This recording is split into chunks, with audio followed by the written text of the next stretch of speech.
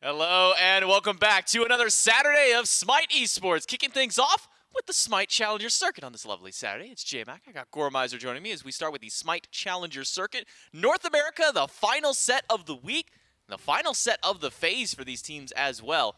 And what do we have? The top and the bottom team facing off the Eldritch Hounds and the Anansi Weavers for the North American side. Again, J-Mac and Gore joining me on the desk today to get this day started out. And it's been a long SCC phase. The Eldritch Hounds have gone 4-0 throughout their weeks, and now they're only one game, well, technically one set away from being able to hold on to yet another undefeated record, Gore. Yeah, and honestly, the way they've been playing, man, it makes me think that they are on track to do so, especially given the, admittedly, the standings here are going to maybe show a little bit of favor towards the Hounds. But, it's not even just that. It's the way they played in Phase 1. It's the way they played at Masters. It's the way they've played the 4 weeks that we've seen so far of them in Phase 2.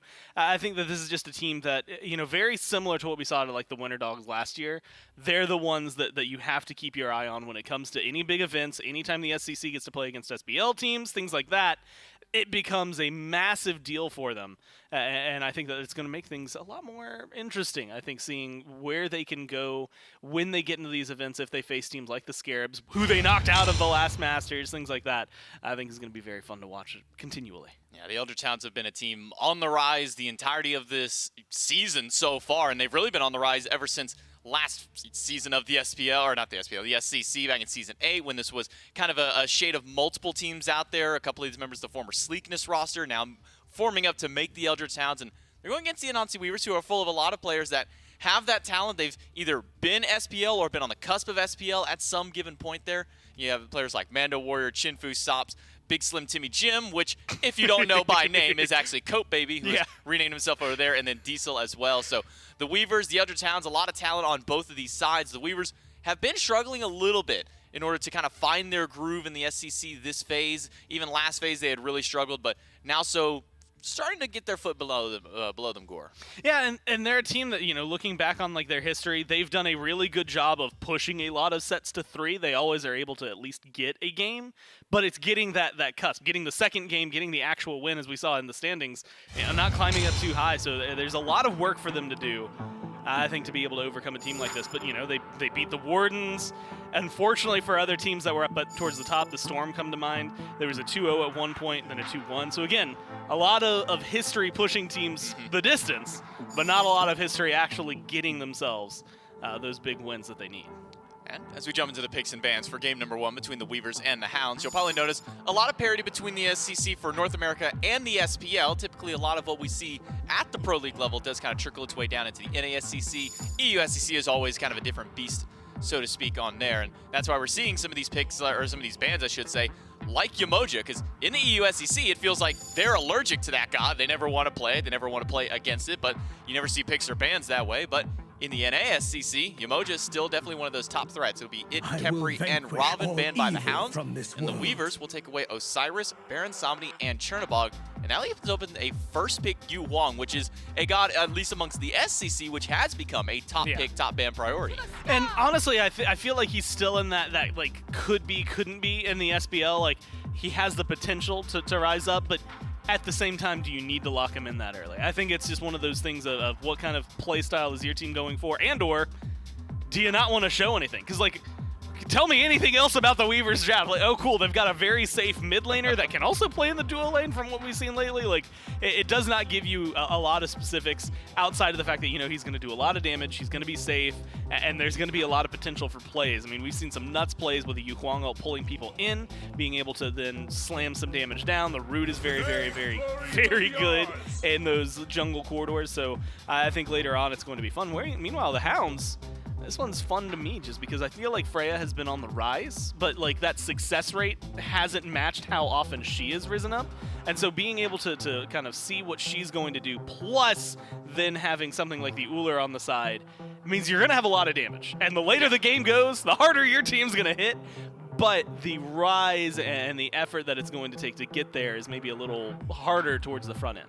Yeah, it's definitely with the Freya, even eating a little bit of a slight nerf to her pulse damage after it just recently got buffed. It was, 35 base damage level 1 after the buff, then it got nerfed down to 30 base damage, so seeing a slight hit, but still with this conduit gem buff that's come through, the fact that people are still building 3 or 4 rings even sometimes whenever it comes down to there, still a very potent god. We've been seeing a lot over in the dual lane with this Ullr locked in, most likely in towards the mid lane as well, so doesn't really give a whole lot. Similar to the Huang, you know, you got a safe mid lane mage over in Huang. When you have Freya and Ullr, it's also very similar, and you have a hunter and a magical style of hunter, and there's not really a whole lot of cards to be shown with those 2 pick score. The good news is you know at least a little bit, right? And that is that, well, that's probably a mid laner in the Ullr, ideally, although you never really know. It could be solo. True. Freya, more than likely going into the duo lane. That's where she tends to play best, but what we've seen in the past, it's always been a little shaky, things like that. So the thing I'm looking forward to here is what you could do. You know, Freya has a CC immune ult. You also know that, like, Banish is very good.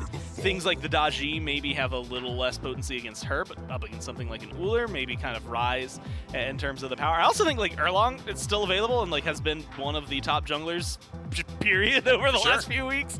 So I would not be surprised, or actually, I'm going to rephrase that. I'll be surprised if he doesn't get picked up. If he gets banned out, that'll make a little more sense to me. But if he's just completely forgotten this game, I'd be a little caught off guard.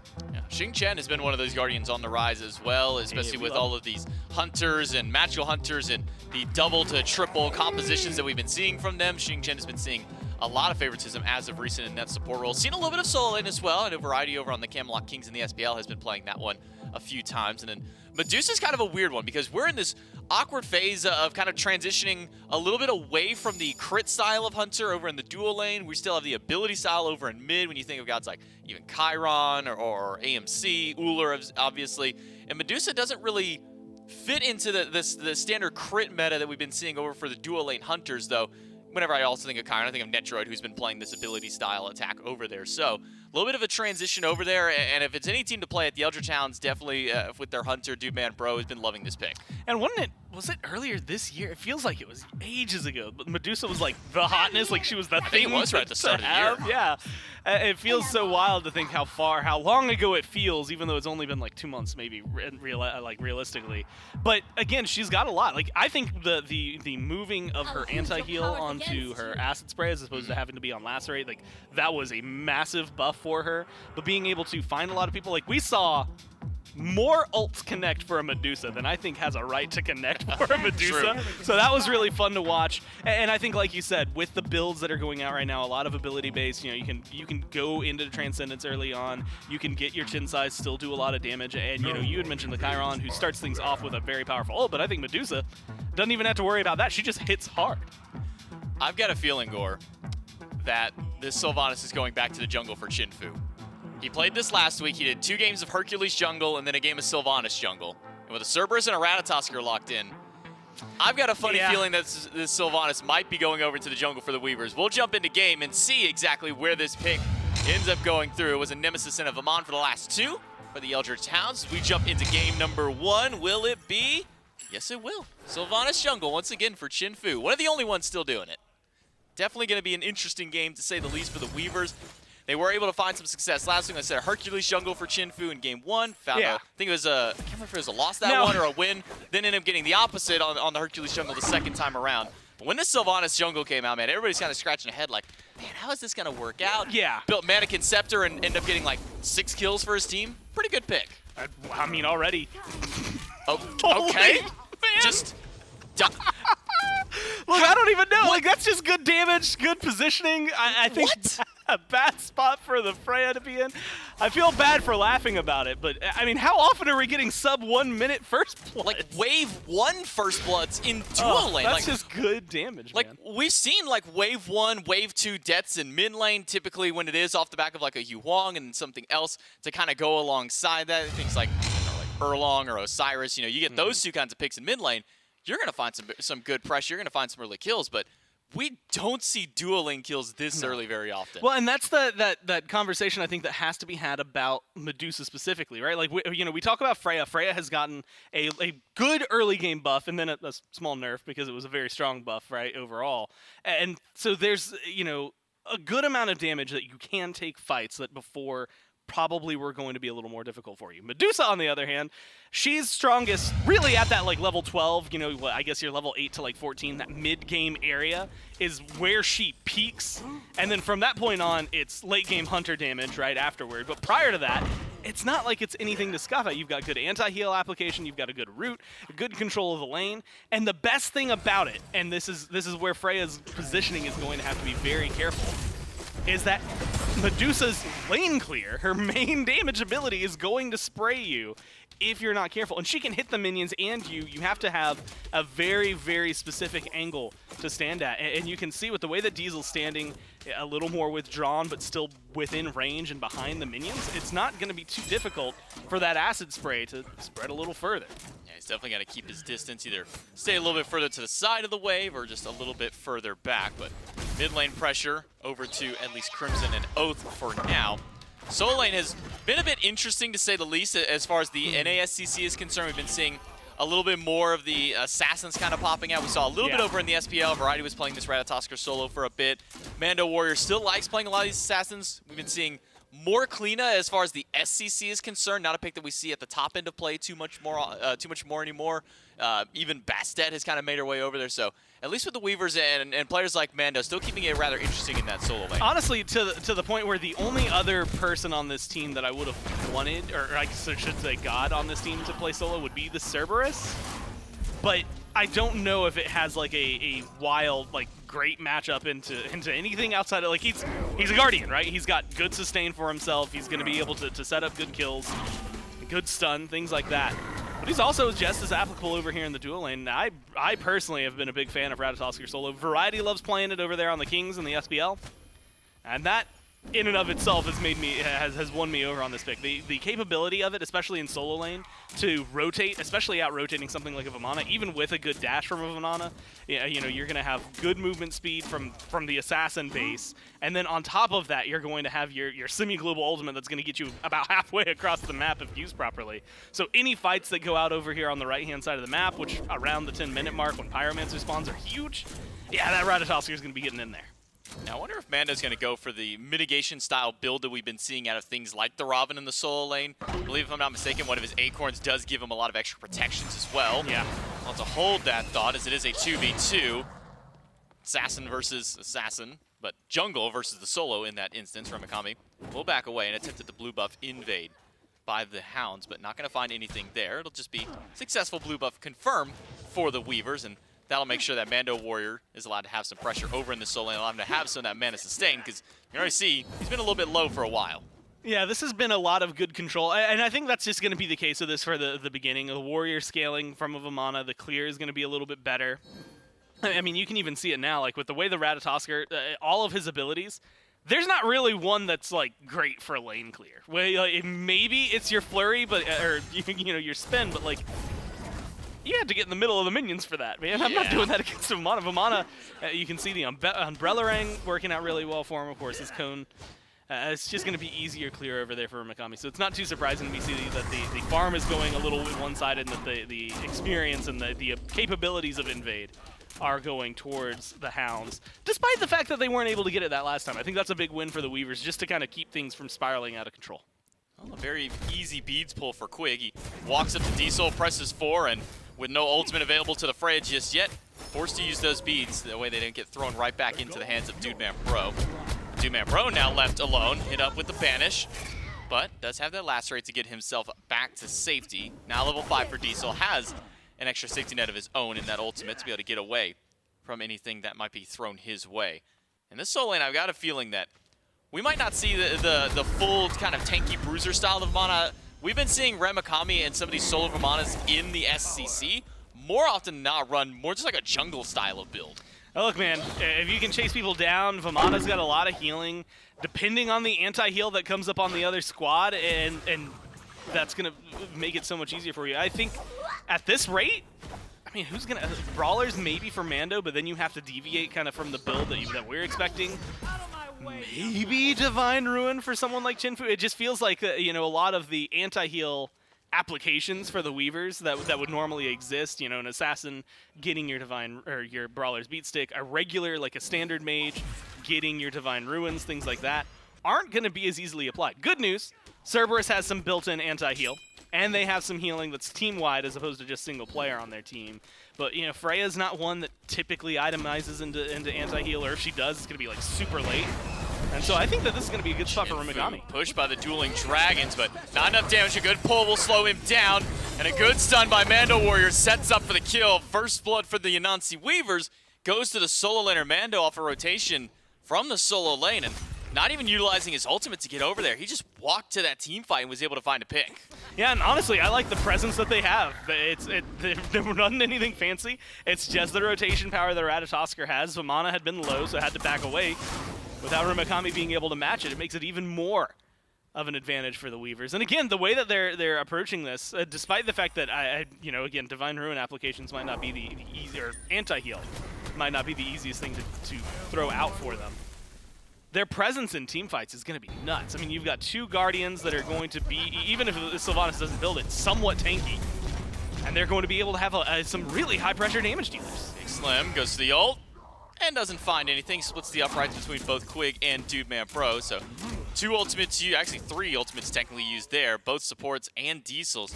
The Dude Man Bro has a path in. Quig finds the knock up, finds the root, and the roar after to get a kill for himself. Eldritch Hounds now up with 2, and both of them over in that dual lane.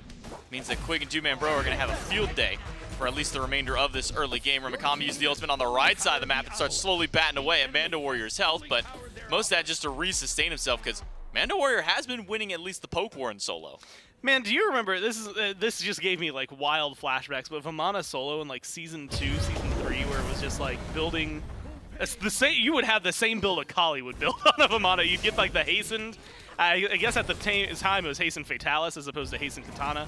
Things like that that just let you chase people down. I'm wondering what Remakami's going to do. There's a little bit of prots in here already, so I don't think it's going to be leaning heavily into that. But like you said, we've been seeing a little bit more of that kind of like in the middle, a little more damagey, a little kind of half and half that we'd see in the jungle kind of build.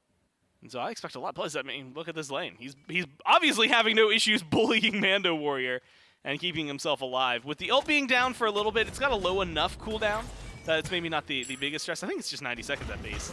And then you're going to be able to heal back up, chase Mando around. Mando does find the stun against Remakami. Remakami chases up, not realizing that Chinfu is around the corner. Catches the dash with the knockup of the ultimate. Remakami slowly fading away, and it's going to be Chinfu who gets the credit for the last hit. Oathh does get pulled in by Chinfu yet again. Oathh still trying to pat away and get them. They're both so low, but the heal comes out from Chinfu, and that is enough to keep Oathh back at bay. The Weavers tie up the scoreboard 2-2 with a kill for the jungler. Man, if there had been just like a faster cooldown there for Oath's Slice and Dice, the way they lined up, that could have been an easy double. Oh, but unfortunately, look, timers don't always work out that way. Like you said, the heal comes out from Chinfu, and they managed to keep the pressure going. I think that it goes to show the duality that is of Vamana, right? He's going to be able to bully you, but at the same time, pretty susceptible to death. If like ult's not available at the time, no relics were available, hasn't been able to hit level 12 just yet, so it's not like there's anything other than the teleport down there anyway. It's going to be pretty easy to try and get them on lock. I'm also going to keep my eyes on Chinfu. The success of a Sylvanus jungle in my mind, early on and through the mid game, is going to strictly be through how many pulls you can hit. But it's not like you're going to be finding some crazy ganks that you're looping around and like unseen. You're this giant slow tree. People are going to know you're coming, but being able to get your root, get your pulls, things like that, that makes the difference. Sops, about half HP. Quig, though, no ultimate used over in the duo lane, so not going to have any way to really CC Sops outside of potential knockup. Root into the fire is good from Crimson, who's hit level 11 on this Huang, and is going in towards a double stack of his own. Book of Thoth, and now a Warlock Staff on the horizon for him. Double root, double fire, dueling dragons. Not going to be enough there, though. Crimson at least got his head in the right place, trying to go for an ultimate. Just got some good damage output early on. And that's what we're going to see, I think, from both these squads. Man, Chinfu just off the mark there. And that's going to give a little advantage over to the Hounds. I mean, being able to push back in mid, come in, looks like, or not quite able to swipe away the Scorpion, actually, as it looks like. And then on top of that, force MandoWarrior's ult, get a couple of relics burned as well. feels like it's just a good scenario for them overall in the mid lane. Even though there's not any crazy kills, for the most part, there's a lot of safety on the side of the Weavers as well. Good CC immunities that are built through a lot of their kits. Ratatoskr is going to be able to disengage easily. Same thing can be said for the Freya. Chinfu goes in, finds 2 with the ultimate. Quig only finds Chinfu with his. The Weavers steal away the Pyromancer. Remakami up in the Colossal Fury, but does he have enough sustain to get through all of these members of the Eldritch Hounds? It seems that, or the Anansi Weavers, I should say, the slow goes through, and the damage from Chinfu is enough. The Weavers find their 3rd kill of the game, 11.5 minutes in, and yet again, it's another one on for Chinfu. And honestly, if I'm having flashbacks to the Weavers game, or the Weavers set last week, it was the Sylvanus that was the most successful for them, as opposed to, I think there was a point where I remember like the Hercules got off to a really good start. This is going to have to be like double checked by you or me. I can see both of us like scrolling to it. The Sylvanus got them a really good win towards the end. Hercules in game 1 did well, but like it was the second game where things had faltered for them. I think that this is a team that, and specifically this is a pick that is just different for Chinfu. I don't know what it unlocks in their brain. It might just be because Sylvanus, in my mind, he's just really good. The pulls, the disruption that you can bring to a team fight is going to be very solid. And surprisingly enough to me, he's the one getting all the kills as well. So I'm really impressed with what it's doing. Ultimate onto Big Slim. He'll use his in response just to try and get away from this Nemesis. Crimson has been on point with these root fire combos. And he is finding usually more than just one person. In that case, there was only one person there to be hit with it. But in that mid lane fight, he found a single root fire onto the support and then found the support and the mid laner in a combo. Got both of them with both instances of that.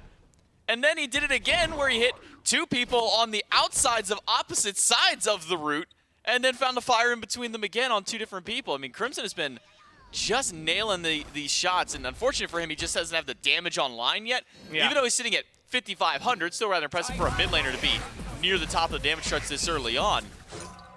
It's not easy to be able to pull off consistently.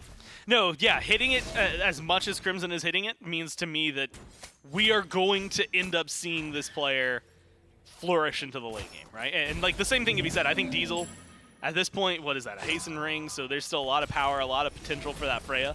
But it says something. Of course, Crimson misses the next one that we look at. But we just cursed so badly. The amount of consistency. Look, the 95%ers here for Crimson have just been ringing true. So I expect that this is going to be something. Huang, especially, you know, in those team fights, I think Mifflin's been giving him like that level 12 mark is when you really start get to see him back online. I think because of the itemization here, you're going to see a lot of good damage.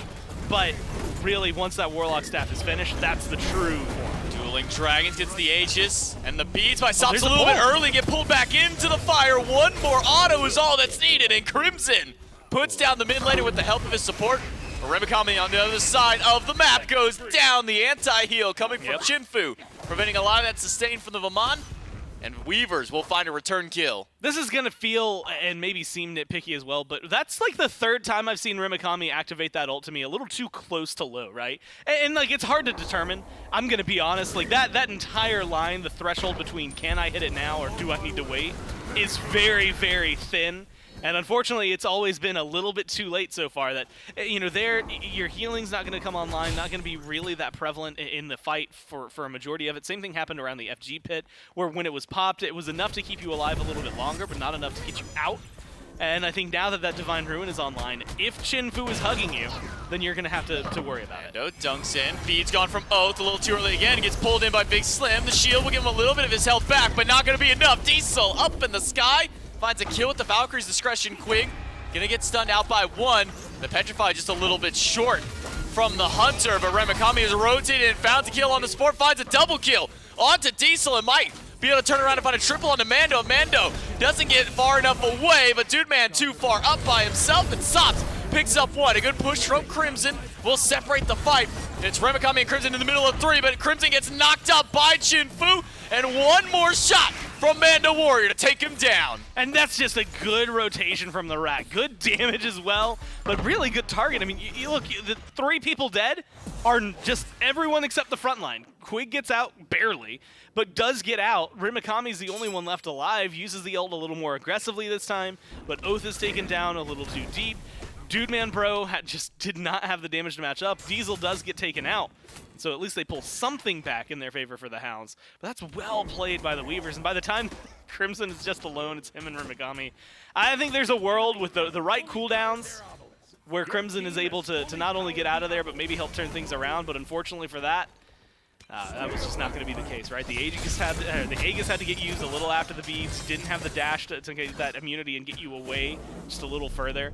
And the root was only able to connect, I believe, on one there. So it just wasn't quite the full play, I think, that the Hounds needed to help turn things up. And now I'm even more impressed with the Weavers because they started this game at a deficit. They started this game struggling a little bit in terms of gold. The farm wasn't going their way. Now they've got the kills, they've got the gold, they've got map control.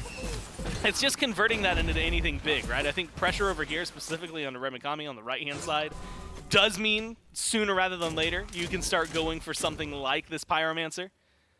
But you have to be careful with how much you commit to it if they can call it out. They don't seem to notice it right now.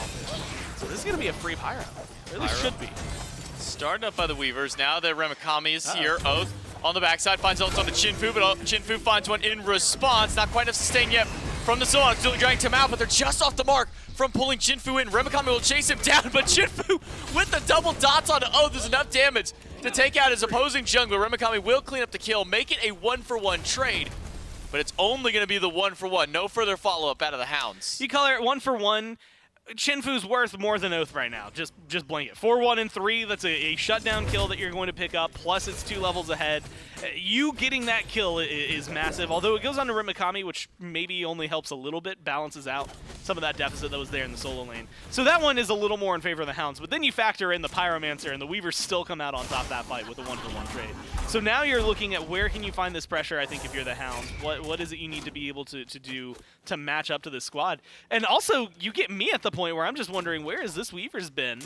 Because like the Hounds have clowned on other people so far. Like this phase, they have been able to find some really dominating wins. And knowing that the Weavers, the bottom of the standings, are able to hold on this well is just absolutely flooring me. And again, like you said, it's a ton of players that have been at the high-level SCC, some even dipping into the SPL for brief stints as well.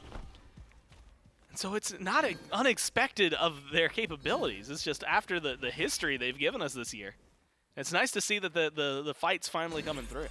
And with all this killing that's gone through and the Pyromancer's kind of trading back and forth, nothing as far as the Gold Fury is concerned, if we look at the gold gore, I mean, we're 18, almost 19 minutes into the game.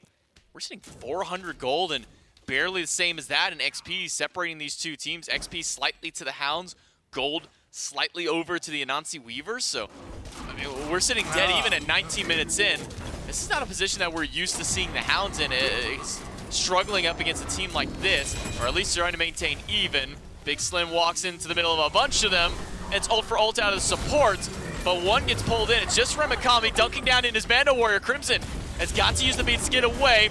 Use the dueling dragons. It doesn't find any value from those. Diesel up in the sky. Doesn't get much from his ultimate, but Chinfu does find the mid laner. Dive in by Sops. Will take down Dude Man Bro. 2-for-1, but it's going to be a 2-for-2 with Remakami taking down Chinfu. A jump back in by Quig and a jump out by Sops. In a 3v3 bout, Quig is the one who is on death's door, and it's Sops who puts him in the grave. One more hit for Remakami is all that be needed for Sops, but he just can't find it. Hey, look, at this point, yeah, turn towards the Cerberus. Get him.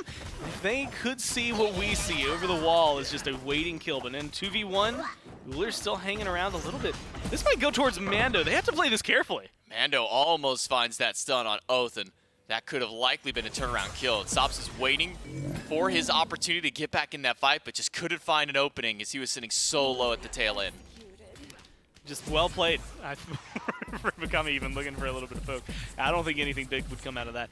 Getting to the back line, I think for both squads. Killing off Diesel, look, this Freya, you know, we talk about her as late game, and even with some early game buffs, man, she really doesn't do anything until you get 3 items online, huh? It is still the same old Freya that we're used to. And you see that, I should say 3 damaging items, because when you have the Hastened Ring, that one is just necessary.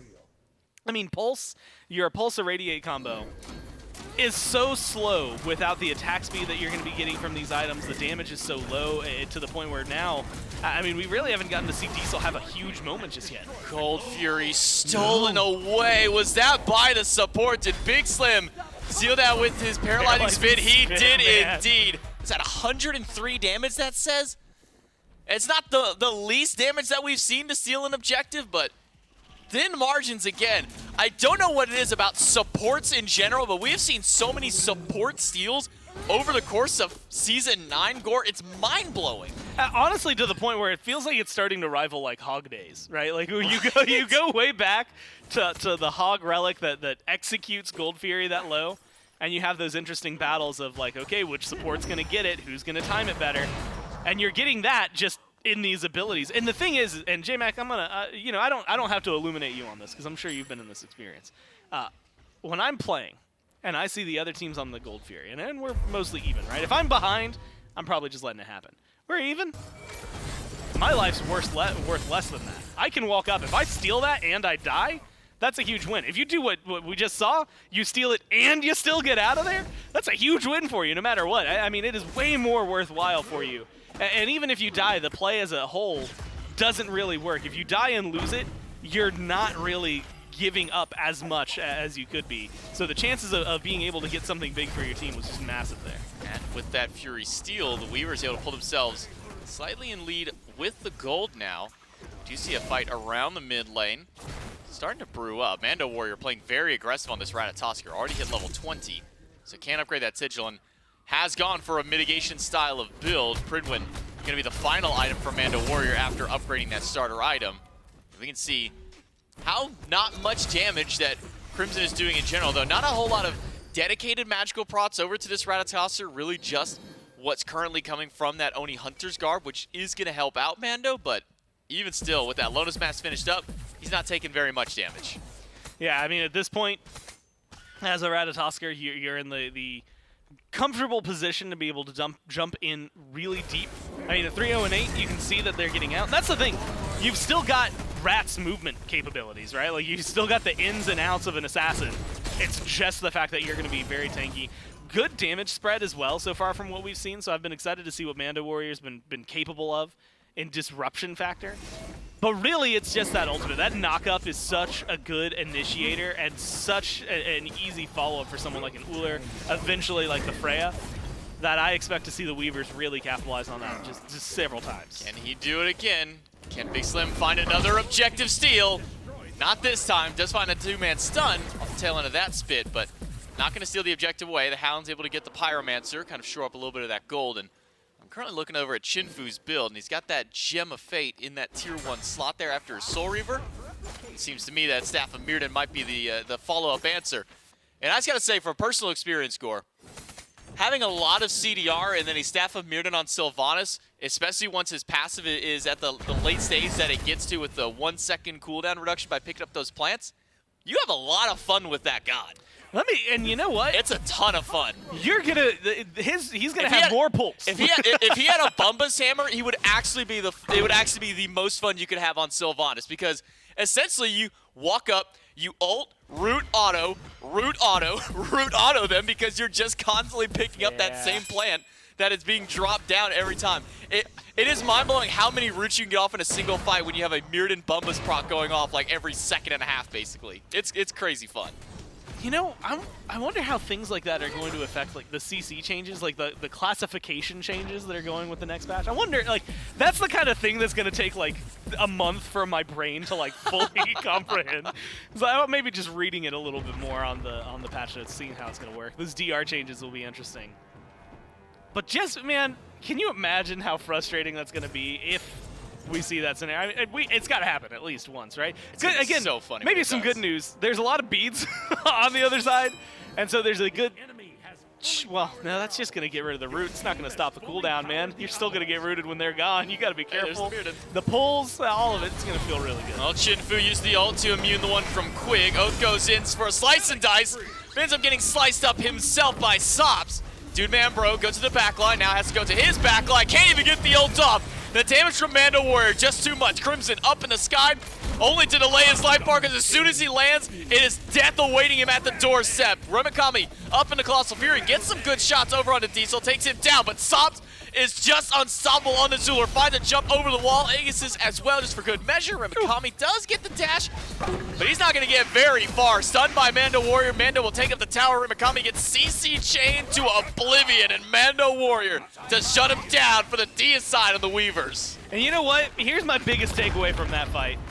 I feel so bad for Diesel. Like, Diesel, like, in 2 to 3 shots of their ult, did more damage than I think they've done the rest of the game in any of these team fights. But this Freya just has not been allowed to live long enough to showcase what a Freya can do with a build like this, with the power they have, with the damage and attack speed that they have under their belt. They can do a ton, but they're not going to see it here. This is just going to be a good spot, though, for the Weavers as a whole. They're good teammates. This is nice. This is kindness. Somebody's got to help out Big Slim. He can't finish himself. Okay. MandoWarrior walks in, gives him, so all 5 do get the fire. I was wondering if they were going to wait. They should have. There was no reason why they Now, what would you have done if they had waited for Diesel, but they lose their Cerberus? That would have been really funny. I think I laugh and internally might have laughed harder at that than I did on Thursday when I watched Nayu go for a 1080 Scylla ult at the Gold Fury and whiff it by a mile. That was funny. You could see him, you could barely see him in the overhead screen, kind of like spinning himself around. And then instead of ulting the Gold Fury like at their edge of the pit, he ended up ulting that pillar on the top side of the Gold Fury pit over on the enemy team. And then we got to see the first-person perspective, or I guess technically the third-person perspective, and it's just him just going, like, really slowly spinning. And then it looked like right when he was ready for a dunk, it's like he just whipped his mouse again. It was so funny to watch. That's unfortunate, man. Imagine, and then we showed it in like, the replays I was at the gonna end. say, imagine getting caught in 4K missing your 1080s, dude. You can't be doing this. You got caught in 1080 missing the 1080. You gotta be careful with this, man. That being said, imagine how crazy it would have been if that had hit. That would have been cool. I would have been one of the best, like, top 10 plays of the year for the SCC. now, see, I'm wondering if he was actually moving it only that many times, because you know, if you whip your mouse too fast in the game, your character won't rotate that quickly to match it. So I'm wondering if he had like super high sense and he just did like one of those like full mouse movements over to try and get that pull, but we'll have to get back to the theory crafting on that later as EruptCrimson in danger. And as soon as he lands down, it is just death again. Does have the age to buy some time, but MandoWarrior gets the explosion kill with the Sigil. Dude, man, finds a big ultimate, but it's not big enough. It's already 3 of his teammates down. It's going to be him to follow up afterwards. MandoWarrior still batting along in the backline. Diesel finds a double kill and can finally stay alive and long enough in one of these fights to output some serious damage. Mid lane Bird, not going to be anything to gain from there because, well, the mid-tier 2 tower is still standing. But on the left side, Phoenix is stunned onto Dude Man Bro. One off the back, or off the miss from Big Slim. Chinfu will pull in Dude Man. Big Slim will put him down. And the Anansi Weavers will, at least in game 1, find an upset victory over the Eldritch Hounds to start this set out. I mean, that is just good play, too. Look, the most that the Hounds had going for them in a lot of those fights was, well, at least we killed the Freya. Usually it was we killed the Freya plus someone else. I mean, 5 deaths stacked up there for Diesel. A lot of it was we were able to at least get 1 for 1, maybe 2 for 1, and, you know, not favorable, but something. And then the last time around, you know, even towards the FG fight prior to it, they get the Freya at least, but when you lose 4 people in the process, it's maybe not as great. 5 people in the long form of that fight. Then we finally get to see, you mentioned it there at the end, Diesel gets to stay alive long enough to get some of that damage out there. On top of that, plus just the engage, I mean, you've got a Cerberus, you've got a Sylvanus, you've got a Ratatoskr. All 3 of those are going to be great at kicking things off for you. So I think that they drafted well, and then they played to the expectations that that draft needed. With that, the Anansi Weavers find game number 1 over the Callan Wardens. Will we see an upset in North America? Will the number 1 seed go down for the first time in 2 phases? We'll find out right after this break.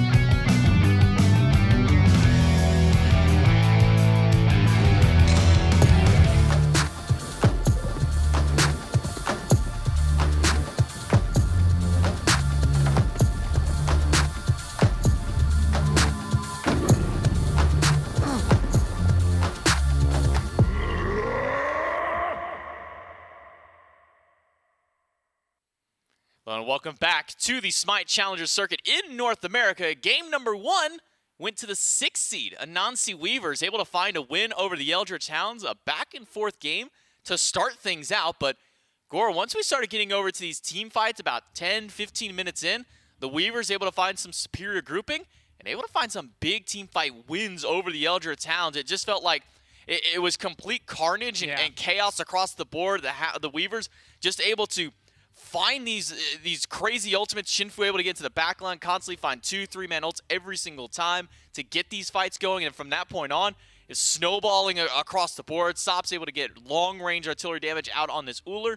And the Anansi Weavers are the ones who come up with game number 1. Yeah, you also just, again, the initiation. That's something I think we were talking about in the SPL, I want to say yesterday, but like the engage potential that the Weavers had was just stronger. I mean, you know, you had the Xing on the other side, and a lot of the times we'd see them go ult for ult, but half the time they went ult for ult, one was a little more successful than the other. Maybe Quig or in that case, the Cerberus would get out of there. But for the most part, you had knock up from a Sylvanus, root from a Sylvanus, you'll never guess what, but also a pull from the Sylvanus. You have a great knock up and engage, you know, capability to stick to the squishies from MandoWarrior, which made things very easy. Good stuns from Mando, which again continued to set them up.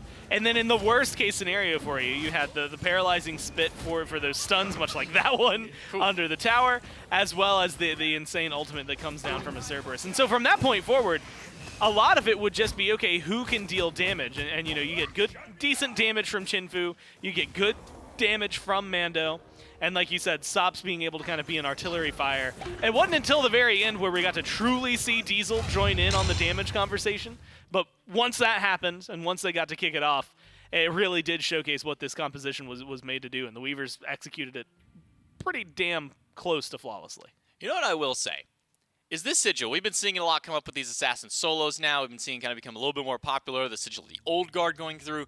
But Mando went the infused sigil, which I was mentioning before is something that I wish we'd see more of because I love seeing the extra explosion damage when you're building these full tanks. It means you can stand in the backline and soak up more abilities to allow more procs.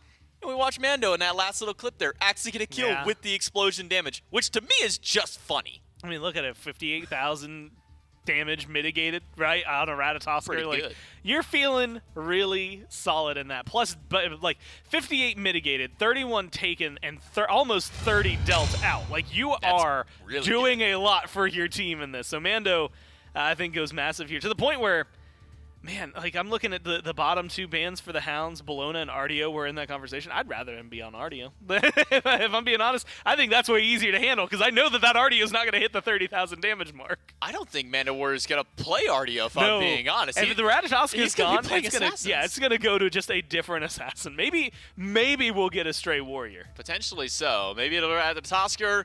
He's not going to play a warrior. Even if it's in his name, he's not going to play a warrior. We'll see, though, what does get picked up. Well, see, what's funny is, so it's MandoWarrior. Right. He actually accidentally left out, the N and the T. It's ManDontWarrior. Yeah. He just doesn't play him. Man, don't worry. He guardians and he assassins. Sometimes he mages. It all just depends on what Mando is feeling that day. Game number 2, picks and pans.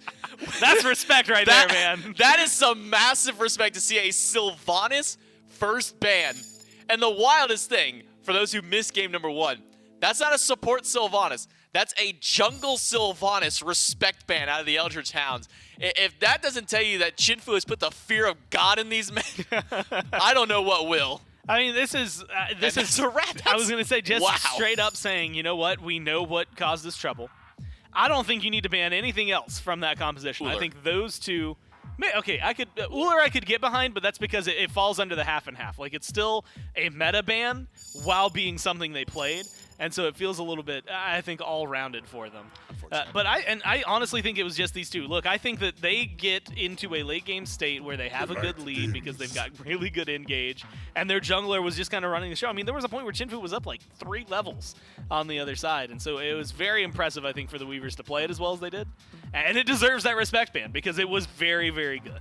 Yeah, between the Sylvanus and the Ratatoskr respect bans, and then, I don't know, seems almost a little toxic banning Freya away from Diesel, even though Diesel didn't really get to play. He kind of got sat on for like the first 20 minutes of that 28-minute game before he actually got to start fighting. But nonetheless, 3 bans up against the Anansi Weavers and what they were playing last game. So basically an entirely new team has got to be drafted up by them. They'll start by grabbing Huang and Ullr Still a little bit of flex potential between both of those, and it's a weird thing Be for me sure to to say that grab with some Huang at the very least. We have been seeing him over in the dual lane in the SPL level. But for the Eldritch Hounds, they will get that top hunter pick that's been banned away so many times, Chernobog, and then a Baron Samedi, which we have been seeing a lot less of at the SPL level, Gore, but in the SCC still seems to at least be a top pick out. Well, it's that weird conversation again of what he can bring to the team. He's got good healing that he can apply for his squad. He's got good CC in the ultimate. He's got good CC in general, and then decent damage. And the fact that he can flex technically into 3 roles, although, man, miss me the last time we saw a Baron actually played in mid compared How to long ago solo was that? and support. So long enough that I legitimately could not tell you. It has not been this year, for sure. And I doubt it was last year. It had to have been closer to his release. I can't And honestly, not even the year before that, because I don't think he was played in Season 7 that much. I don't know. It's been a Season long 7's a time. blur. I was locked in an apartment the entire time. I think I was like stuck in an attic doing electrical work during all that time. Of course, that was like the last 5 years of my life before I got here anyway. So it's all just a blur. Yeah, everything is just a blur. I'm surprised I can even walk some days after I've been shocked a couple of times out there. Maybe that's why my brain is all fried at this point. So Mercury, the next pick up for the Eldritch Hounds. The Anansi Weavers grab Cabrakan, a little bit of flexibility with them, but we haven't seen that one go towards Big Slim in that dual lane a couple more times than often. So most likely the pick there. Thoth and Poseidon bans by the Weavers. Bologna and a Bastet ban. So another shot over at MandoWarrior by taking one warrior away and then also taking one away his signature picks in that Bastet.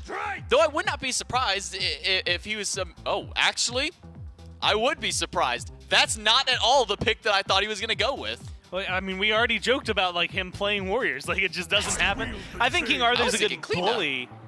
And maybe with the Baron there, I guess that's a good lane matchup for him, but it is one that is going to be interesting to see how it unfolds. I think the Baron isn't going to have too much to worry about, and I think the King Arthur, while he is going to be a little bit more of a lane bully, there's some safety over there. The Mercury's also interesting. A lot of the picks there, well, I should say 2 of the picks on the Hounds are incredibly potent hunters that we've seen at the top of everything, right? The Chernobog, the Muzen are still highly, highly prized. The rotation power from a Chernobog and the piercing power, shred power from an AMC are all you need out of there. But then you get 2 picks that have fallen off hard, and Mercury in the SBL was... I wasn't doing too hot, man. He was getting picked up a lot and not winning any games. Baron, as you mentioned, has fallen off. So there's some pressure here, I think, for the Hounds. That half their team is definitely going to be very strong. Half their team has a little bit of work to do. I've got a feeling this Ymir might be going jungle. I'm just going to make that call again. I did with the Sylvanus, but that was based off data I already had. We'll see where the Weavers draft lines out, where the Hounds end up. Game number 2 between the number 1 Eldritch Hounds, the number 6 Anansi Weavers, but it's the Weavers who are up 1-0 going into the set. Well, I was wrong this time around. It will be the Ymir in the dual lane. But Diesel going to be taking the Huang, so taking a page out of Panda Cat's book from the SPL level, going to be taking the mage into the dual lane. Chinfu piloting the Cabrakan. And what a treat that we're in for. We're MandoWarrior, in this case MandoWarrior, as he does pick up King Arthur. He spelled his name right for this one. He did. He actually had it right. There wasn't the silent like brackets around like the N and T this time. It's just he does warrior, and he picks up King Arthur. A great warrior for him to pick up. I am worried about their late game, though. I think Diesel's going to hit hard, but I think that Dude Man Bro in lane, first couple of levels might struggle. After that, should be between Dude Man Bro and Quig. Like, they should be able to get a pretty decent lead. And if you're looking at, like, box potential, fight potential, I mean, if you're the Weavers here, yes, Ymir can set things up, good freezes, things like that. I don't know that they're going to have the damage output until, like, level 12. Outside of this first, few levels. Up until 12, 13, 14, to really get the kills that they need. Again, 2v1 maybe, and so they could try to sit on Dude Man Bro there. But I think that that's going to give a level advantage over towards the Hounds early on. And then that I could see very easily playing into a great late game because you have an advantage in your Hunter. Same thing over there. I think Crimson and Sops are going to go pretty much toe-for-toe. Sops is going to have longer range, but one has a Mercury beside them that is going to just do, I think, increasingly more. Cabrakan, I will admit, I have a skewed view for because every time I think of Cabrakan, I don't think too highly of him, even though I recognize how strong he can be. And so I'm interested to see like Oathh's late game, Chinfu's late game. They are going to be very different styles of play. Shred from the AMC is going to feel good. You've got good CC from the Baron. I think the Weavers are going to have to play this one very carefully, or else they could very, very quickly slip into a slope where the Hounds just win. It could be a dangerous point for the Weavers. Rotation in from Chinfu from behind. Missed the stun initially on Crimson. Does get the beads. And one more hit is all they need. A jump in And one more auto by sops, but he can't find it. The body blocks are too good. Chinfu at least able to try and return fire. It's actually a trade out of the mid laners, a kill going to each of them as the Bluestone and the minions were able to take that final shot. 1-for-1 mid lane trade out. And honestly, being able to get that first blood matters a little bit more. If you're going even, you're both level 2, it is that little burst of gold infusion that you're going to now have on the side of the AMC. That just wasn't there. Really good play by Oathhh to make sure that that does not connect and able to peel away a little bit more. Good body blocks, good positioning. I mean, that's not easy to do. Look, AMC is just not known for moving quickly. Even with the hives early on, you're not zooming around as fast as you could be. And so I think good play from Crimson to get into a position like that, to not only get the first blood, but make sure that they go down with a massive fight on their side.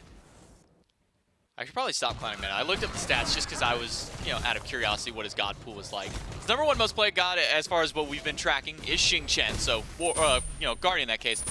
But then his next 4 are all warriors: Osiris, Achilles, Bellona, Amaterasu, and then a couple more down Vamana. So has been playing a lot of warriors. It's going to be career-wide, right? Like, that's not just this year? Well, yeah, that's the career. That's in the big stat pool that's gone through. More Mando's been playing a long time, though. There's a long period of time where you couldn't do anything but warriors over there. I don't know.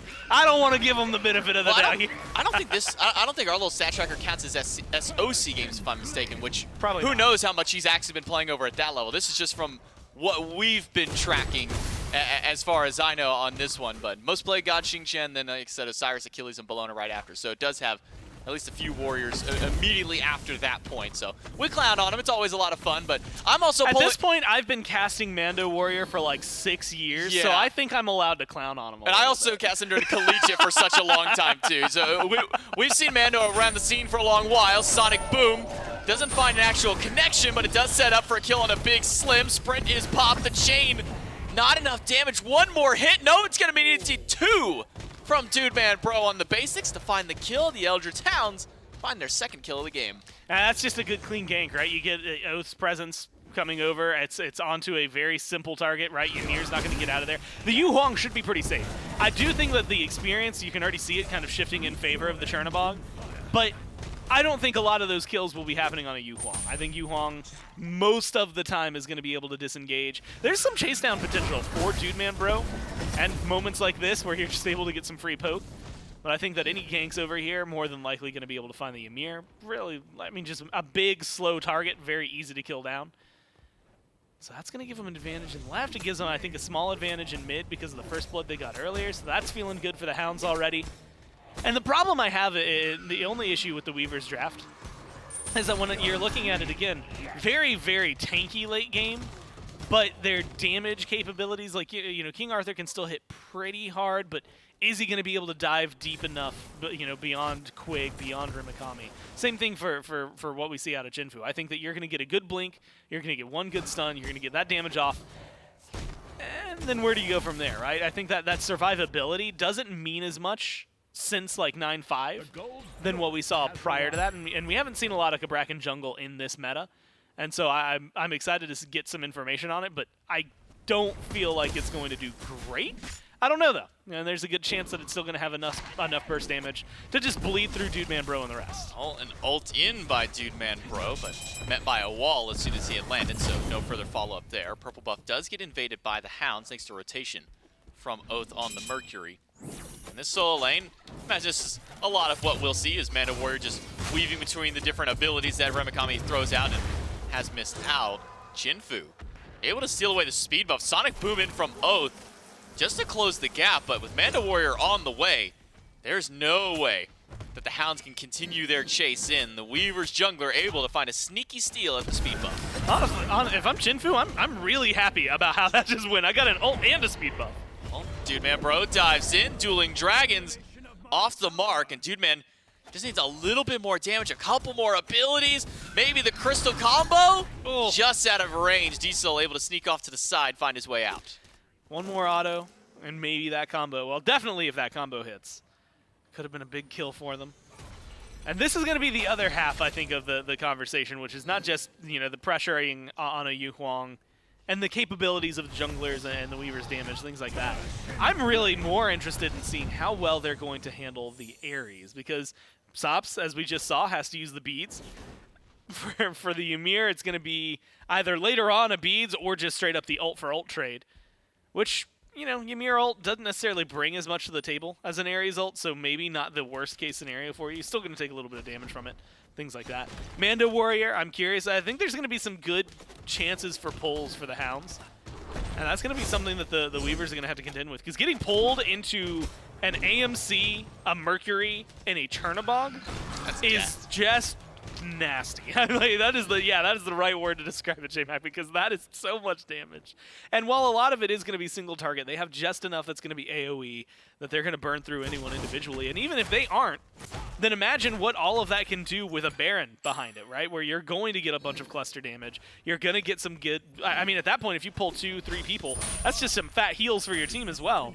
It's going to feel really, really solid for the Hounds if they get those scenarios. Quig finds the triple chain. Chinfu finds the double stun off the tail end of that one. As Sops was the receiver of at least a couple of those. Sonic Boom does find Big Slim, and he will go down. Oathhh goes in, gets pushed back by Diesel by the dueling dragons, and that's enough to force Oathhh to walk away. Quig again finding a few chains during the fight, and Diesel sticking around to try and secure his purple. He does so, and able to float himself back to safety to tower, but unlikely to be able to pick up that buff, just securing it for the XP. I almost wanted to see what would happen if he went back in for it, but I know that it would have just been death. And maybe that's just me having a bloodlust in the game. But I think that that's a great play from him, right? You recognize you've got range, you've got good damage, get the purple buff. And honestly, it's not even that important for you to get the buff as much as I think it is the Goldney experience, right? Purple's not going to do an insane amount in terms of giving the Huang a power burst the same way that it does for someone like Dude Man Bro, or if Crimson picked it up, or if Sops was picking it up, things like that. But getting that gold and that experience is going to help you level things out. I mean, look at this. It's a 3-level difference. Dude Man Bro just ticked over to 9. Stinger on a Big Slim. A freeze on a Crim. But the wall going to catch out Big Slim. His own wall being his own demise. Oathhh finds a second kill for himself and a part of all 4 that his team has had.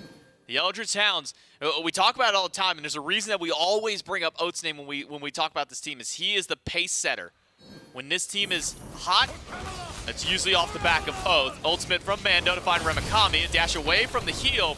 So MandoWarrior will be able to Beyblade his way on out.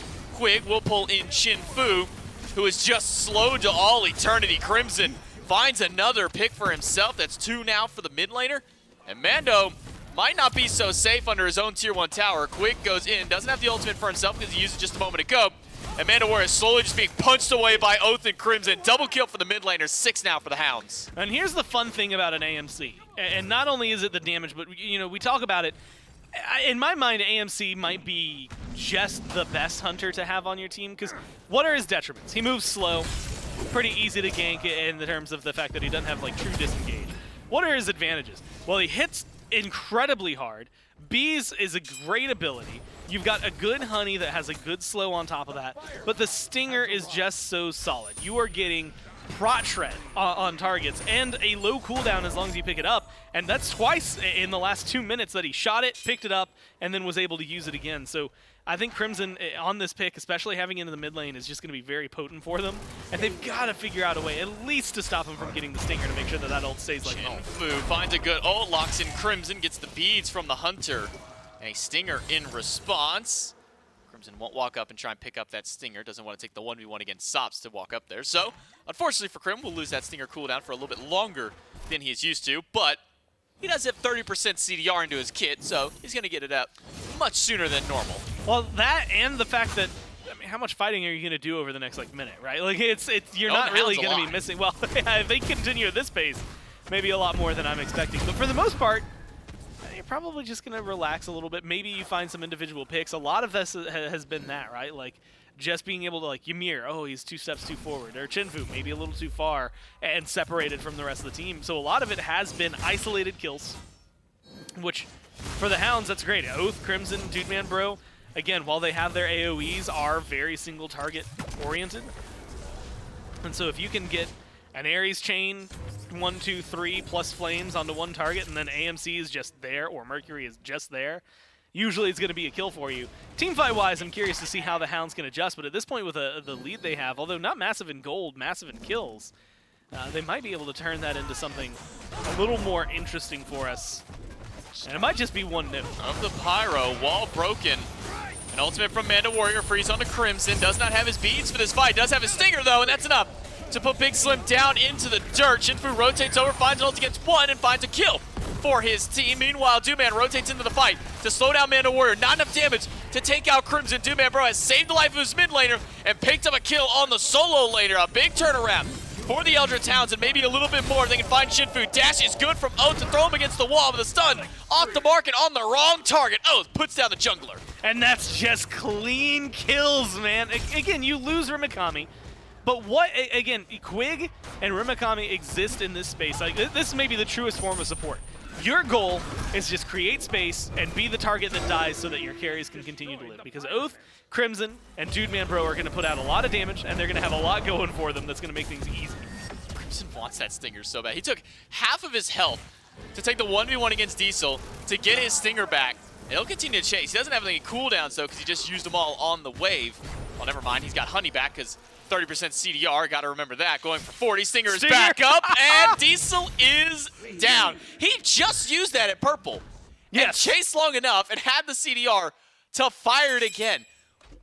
I know it's an 80% cooldown reduction, but good lord. That's a lot of time taken off the top, right? And look, guess what? He has it back again if he wanted to keep the fight going. No wonder this god keeps getting banned. Yeah, man, it's just so powerful, and that might... maybe, you know what? Maybe we don't even need to analyze it anymore. Maybe from now on, we just show a clip of that play from start to finish. Like, here's how that fight started, here's how it ended, this is why AMC is getting banned, and we just leave it at that. Should AMC be banned? We just show that clip. Yes, there's your answer. As to should he be, is there a reason to? Quig blinks past the Cabrakan wall to pull in two. Oathhh is there for the follow-up damage, and so is Dooman Bro. Freeze will not go through. It's a double kill for Oathhh, the jungler of the Eldritch Hound. 5-0-5, a part of 10 out of the 12 kills for his team. And Crimson back into the mid lane will push down the tier 1 tower. The Eldritch Hounds, a complete 180 of how last game was going. Now they're the ones with a 4,000 gold lead up over the Weavers. Yeah, if you were wondering last game why I kept saying that it was impressive to see the Weavers hold up their own against the Hounds. We're used to this. Even more so, get an upset to get a game number 1. Granted, I did mention earlier that I'm used to seeing them go 3 sets because that's just been their track record as of late. Or 3 games, I should say. But the Hounds, this is the Hounds you get 98% of the games, right? I mean, they're just powerful. They know what they're doing. They know where to put their pressure. A team that was able to knock out the Solar Scarabs during the last Masters, that it was able to adapt incredibly well to the meta this phase of the SCC, and just continue on honestly, just a really big tear through the SCC as a whole. I mean, every team they've gone up against has had this kind of struggle. I mean, it's not uncommon to watch a Hounds game that is just this in control for them. 12-2. This time the gold actually matches the kills and you feel like you've got that massive lead as opposed to earlier. And so you're in a really comfortable spot. And it's just, I mean, what are you going to do here if you're Sops? Oh, Stinger just off the mark. Sops will be fine. The Aegis used just to walk away. Chinfu gets some good tremors in. Quig goes for the ultimate, and Mando will use his just to get some CC immunity immediately out there. Quig missed the chain. The coffin will pull in Chinfu. There's not a whole lot of follow-up damage. Doing Dragon Test through doesn't find very much. Sonic Boom, though, does find 2. Dude Man Pro finds 1 kill, finds a second, and Oathhh picks up the 3rd, but it's a triple kill for Dude Man Pro. Only Diesel left alive, and not for much longer. Beads aren't going to save him. Quig grabs the 5th one. It's a deicide for the Eldritch Hounds. And that should just be a fire giant, right? I mean, that is going to be clean for him. Look, great engage. Again, what are you going to do when they've got, shells? Admittedly, they only had to pop 1. The beads get used by Crimson and Oathhh, so they managed to survive that. But you're using all of your relics just to stay alive. Sops doesn't have beads, so the Aegis had to be used early on in that fight, and then when the ult comes out from Quig, your best bet for survival is just staying alive and staying out of that. And J-Mac, that was without the Stinger. Stinger missed at the beginning of that one, so we didn't even have to factor that into the equation. That's how dominating that fight was, though. Crit online, that Rage already fully stacked there for Oathhh feels great. 5-0-7, the rotations from Dude Man Bro using and utilizing that ultimate in a fantastic way. I just think that the Hounds came into that fight ready to go. And now that they've got this Fire Giant, I mean, look at the map state. There's 3 towers standing. That tier 1 in right at 16 minutes, going to be easy to knock down. Tier 2s should be easy to knock down. And normally, this early in the game, and I will still stand by this to an extent, it is very difficult to get into a Phoenix line and feel confident. But 4 levels for your carry in duo, 3 levels in mid, 3 levels in the jungle, like your carries are strong enough right now that after you knock down these tier 2s, you can pretty easily walk into this Phoenix line and have no big qualms having to deal with him. I mean, Huang is the biggest threat, Diesel. And he's gone in just a second. Yeah, goodbye, Diesel. It took a little bit longer, but Diesel does go down. Another kill to Dudeman Bro, 6-0-7. A little bit of fighting over on the right-hand side of the map, but we get a nice perspective of Dudeman, who crashed right into the party during this fight. Turns around, finds the kill on the Chinfu after being pulled in the coffin, and able to just pick up the last couple of shots needed to take down a few more there. Very easily could have gone Quadra, even Penta over towards Dudeman Bro. I won't fault the team for that, just damage across the board to drag this one out. Eldritch Hounds do take the tier 2 over on the left-hand side of the fight. And now, over on the right, or over, I should say on the left, Phoenix will go away. Remakami is distracting on the right side of the map, keeping Mando and Big Slim away. Chinfu did go down during all of this. Only sitting level 13 on that Cabrakan, not been able to get a whole lot of farm to himself. The Eldritch Hounds just dominating this game. This is the difference between when the Eldritch Hounds put their Crocs on, they go for luxury mode versus sport mode. They put their Crocs in sport mode and they're ready to go. Yeah, let me tell you, if your team's plan is to counter the Fire Giant push, not by defending, but by trying to push yourselves, yeah, that you're on thin ice already. Like, you know what I mean? Like, you're already talking about game number 2. You're not focused on how well you can win this game because, like, you're not going to outpush them. In no world does a Fire Giant team that has an Ares, minions, but specifically Fire Giant on 2 ADCs and a Mercury, there's no world where you're going to outpush them in terms of these plays. So giving up a free Phoenix there, especially the most worthwhile Phoenix over to the Hounds, feels a little lost for the Weavers. Granted, it would have been a 3v5. Chinfu was dead, Diesel was dead. Doesn't feel like it's going to be great. They've only managed to get 2 kills, though. I don't know if a defense worked out well for him, but I think it looks a lot better than just being absent in my mind. Luckily for them, now that they're full strength and there's only a minute left on the Fire Giant, they might slow down if they're the Hounds. I think the Hounds, specifically their Dudeman Bro, ults over to the right-hand lane to give some assistance and, you know, push back a little bit from where the Weavers have been getting aggressive. I think they could have just gone for a Phoenix if they had wanted to in mid and potentially given themselves even bigger. There goes. Well, Mando at least delays his life a little bit, finds an ult up on a Quig, but like I said, it only delays his life bar for a few more seconds. Dudeman still puts him down as soon as he lands. Oathhh charging up his ultimate. We'll find sops around the corner. Might not even need the ultimate to get a couple of punches up on the mid laner. Takes him down. Dueling Dragons will push Oathhh into the damage, but now it's Diesel who's waiting for death. Oh my good lord, that Stinger did half of his health as soon as Diesel hit the floor. Chinfu goes in, finds stun against Dudeman, but just cages him in and walls off the person on his side of the map. Big Slim finds a wall of his own to keep them back, but the Eldritch Hounds, there's nothing stopping them. They can just walk into this throne room. Oathhh dies to the Phoenix to close out the game. The Hounds can end this one for themselves. Big Slim gonna be the only one alive. MandoWarrior up in a couple of seconds. Could delay this a little bit longer. Does not have his 80 charge ultimate set. He'll get yanked right back in by Quig. The Titan will go down, and the Eldritch Hounds in 20 minutes and 21 seconds will take game number 2 to tie up the set. Yeah, so that was just good from the Hounds. Like, I think a lot of the initial plays are always worth highlighting, but then they got a lead, and then the Weavers just didn't have it a lot. And I was talking to you about it in the first couple of minutes where I said, look, I'm really worried about the Weavers late game because, like, look at what their squad's going to do and look at what their squad's capable of. And it was all question marks. I was really curious specifically about the Cabrakan, and I still don't know if I got an answer because I don't know what a late game Cabrakan's going to look like. He was levels behind. The Hounds just farmed better. They played better. They fought better. That game was all theirs. Definitely a little bit more accustomed to what we're used to seeing out of the Eldritch Hounds. They're going to dominate game number 2 to tie up the set. We'll see if they can pull it back in game number 3 up against the Weavers right after this. Cerberus needs a new toy. Yes. I'm on it.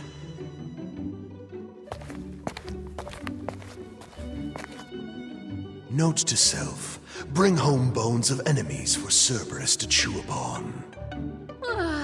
A cat's life is hard. You should always pamper them.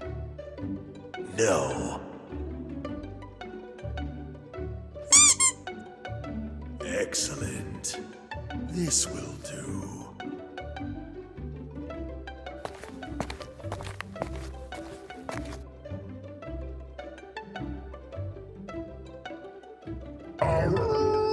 Thanks.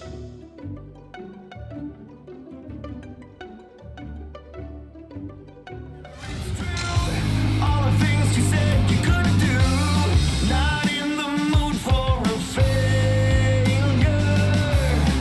Always staring up high, hoping for a glimpse of the sky. This ain't no time to pretend. I'll feed your ego, together we go. Playing dirty, talking cheap. Am I in too deep? I'm way too low on dynamite to take you through the night. Just when I thought I was done, you scream out and beg me to come. I wonder what I am chasing. It's not even fun anymore.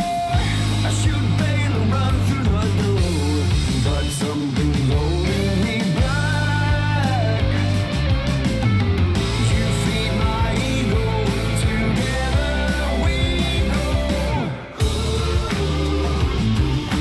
Talking dirty, playing cheap.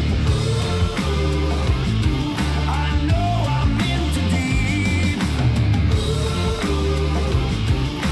Running out of kryptonite to take you through the night.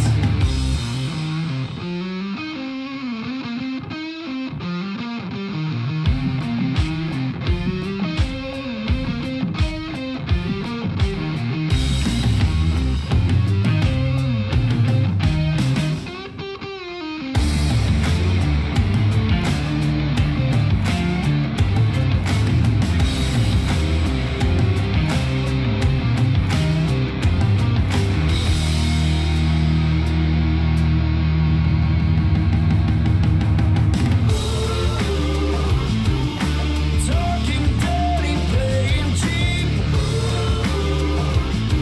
I know I'm in too deep. Running out of kryptonite to take you through the night. To take you through the night.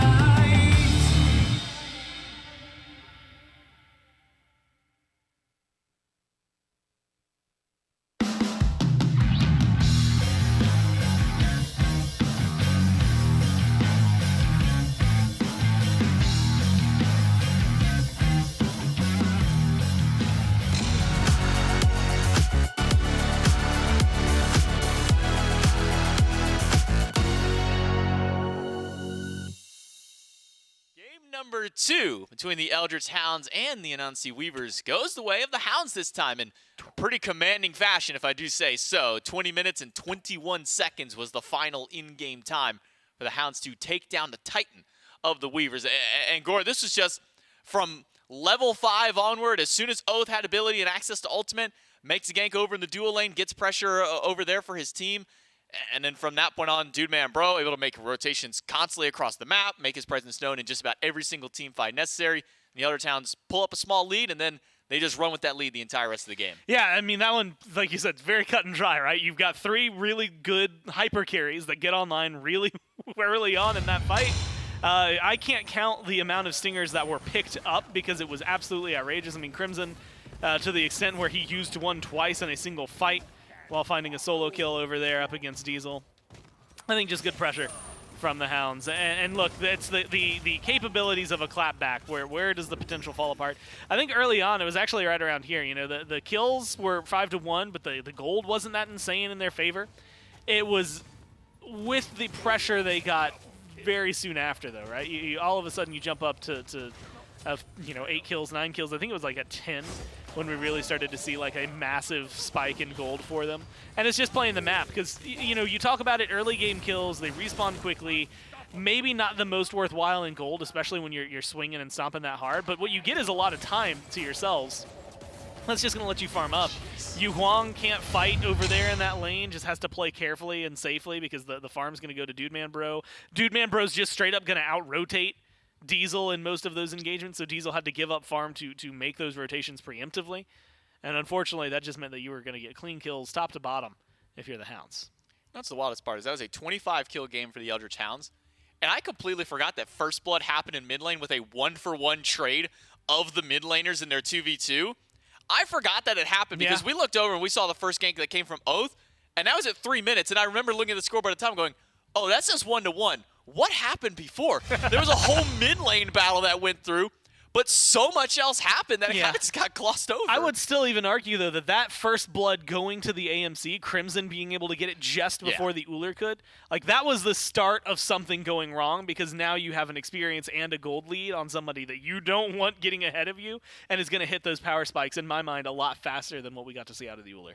Well, game number 2 is done, which means we move into game number 3 between the Anansi Weavers and the Eldritch Hounds. And I gotta say, man, we saw from the Hounds a couple of respect bans over towards the Sylvanus. We saw respect band to the Ratatoskr in game number 2.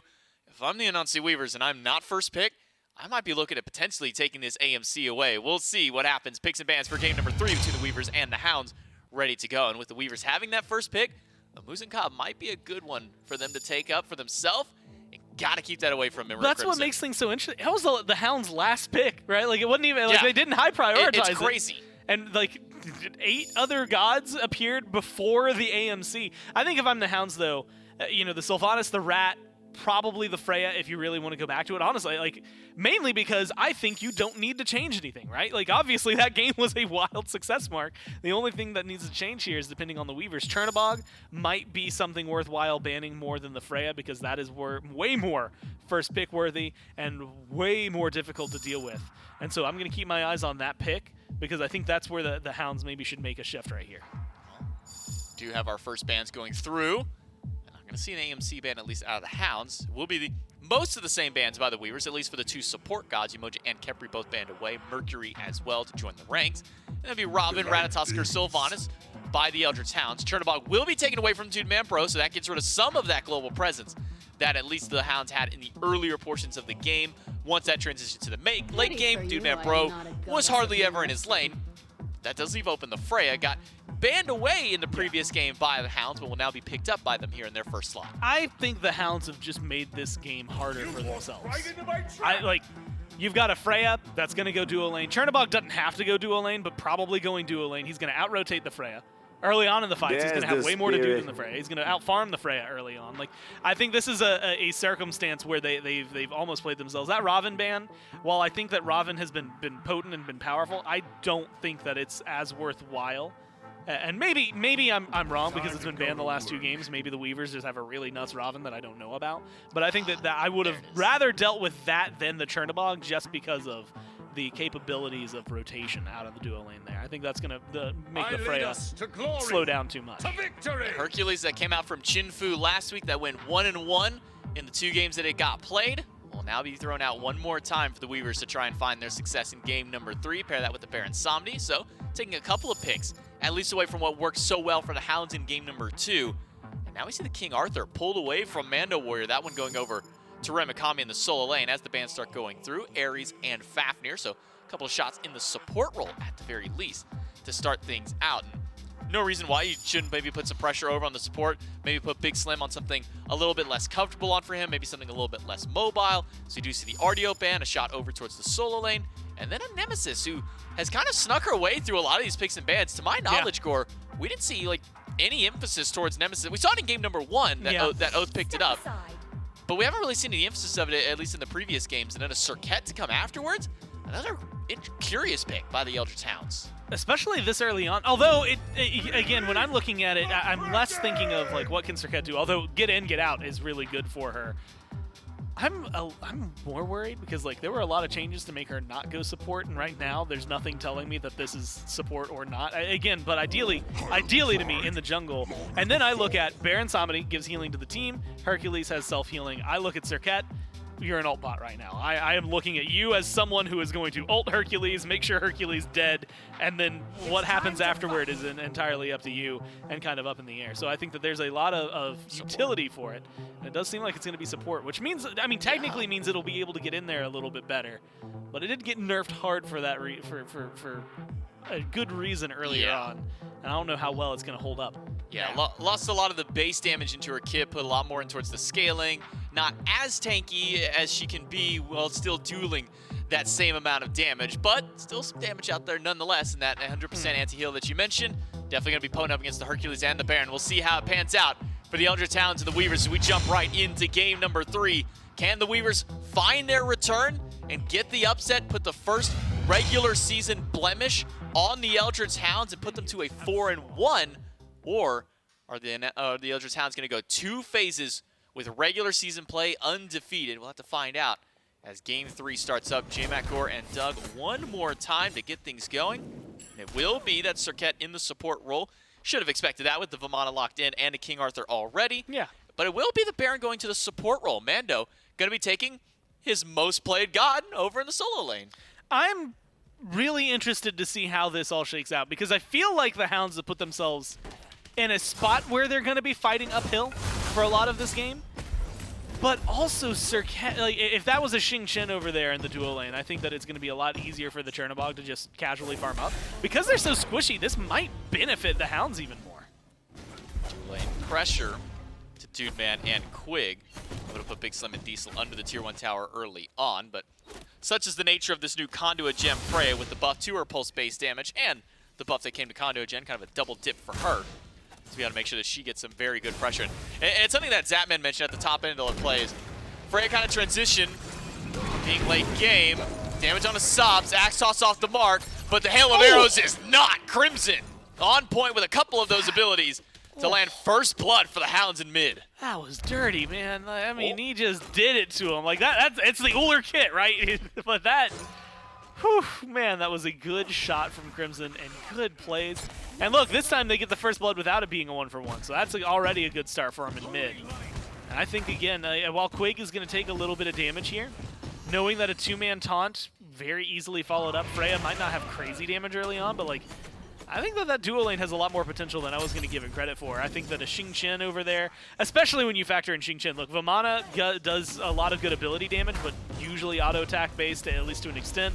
Yeah, same thing out of Ullr, same thing out of the Freya. The Xing being more involved in these fights would feel great for them with how that Furious Roar would just reduce the damage that the Hounds would be dealing. Knowing that that's going to be in the solo lane and not that prevalent, I think gives a big advantage over to the Hounds for the first like 15 minutes. Now beads are gone from both Big Slim and Diesel, so losing out on some safety in a very high kill pressure lane. One good Cobra's Kiss from Quig could spell the end of Big Slim or Diesel's life bar, though both level 3, so access to their full kits, dash available for Diesel, and everything up. Now for Big Slim, a whoop is going to be good. Cobra's Kiss onto just Diesel, but no follow from Dude Man Bro. His pulse was down, which means that he isn't really much forgotten. That is the downside of Freya. When pulse is gone, especially in the early game, you might as well kind of just like not even really exist. Yeah, your Radiate is like, even like your Pulse and Radiate combo isn't like crazy, but like also making it single target, like you're not going to give up that just for poke when that's your only clear, like you said, and you don't exist without it. And otherwise, how often are you getting in melee range, right? Like how often are you going to get close enough? So yeah, I think you're very much on the money there, where it's just like, you just don't exist for a little while. You're just kind of farming here. And again, the buffs that she got help a little bit, but nowhere near to the extent that maybe makes you as prevalent as some of these hunters can be early on. So I think the Dude Man Bro, as the carry, playing very, very much in the right method right now. Let Quig run rampant. If you see the circumstance in the scenario, get aggressive with him, but don't kill yourself with him. Quig is just annoying on this Serqet. It gives me like shades of Wrong Use Serqet, where he is just playing the most obnoxious god on the field, Obviously, he's not doing like wrong level strats of sitting in the mid lane invisible for 2 minutes, leeching whatever experience it happens to walk his way. But he spent, what, a solid 30 seconds by the purple buff, forced a rotation out of Chinfu just to be able to secure the buff for Diesel and Big Slim. Gotta keep your eyes on Quig. Gotta keep your eyes on a Kraken too. Sops throws that one out and gets the beads away from Crimson. Pushed by Chinfu. Boulder available. And I'm honestly a little surprised he didn't throw that one out against Crimson. Yeah, I mean, low enough probably would have had the was up, damage, maybe? but yeah, that small question of whether or not it's going to connect.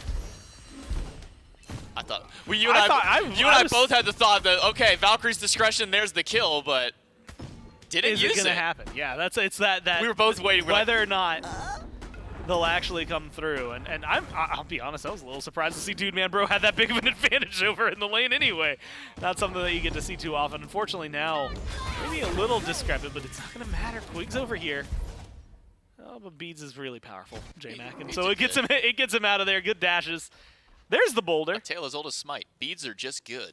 Beads are just good. They've been good ever since Smite has It's come very out. similar, like the conversation, like Combat Blink, where it's like, man, why is that bot every game? Like when it existed, it's because it's just great.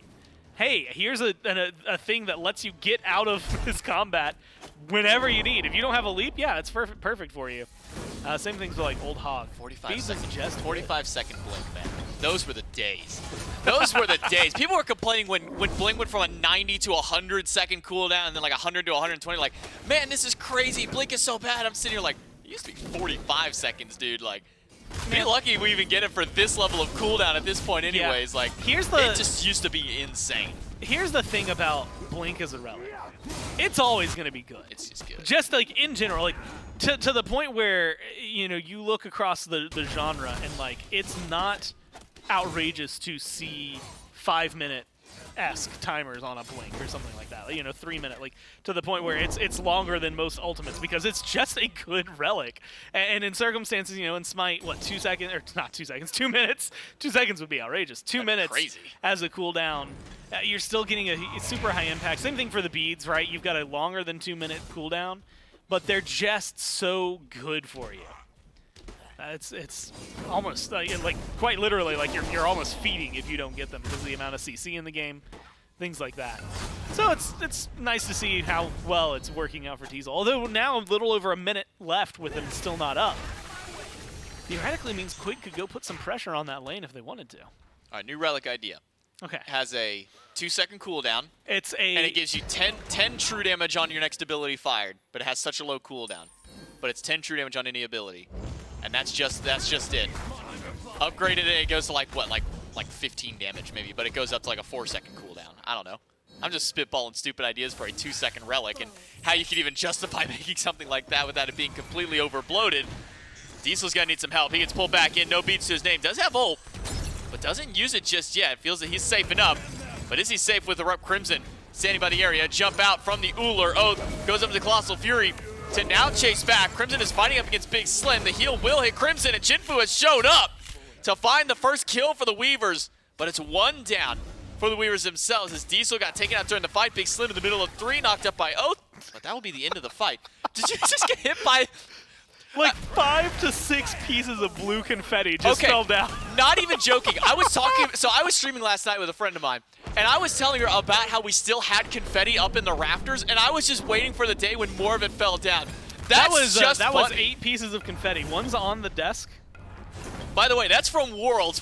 Obviously, you guys can't see the pile of confetti that just fell down, but that's from when the Leviathans won Worlds in I'm Season more 8. curious as to what caused that one to fall. There had to have been just a gust of wind that somehow someone made on its the way in roof? the studio.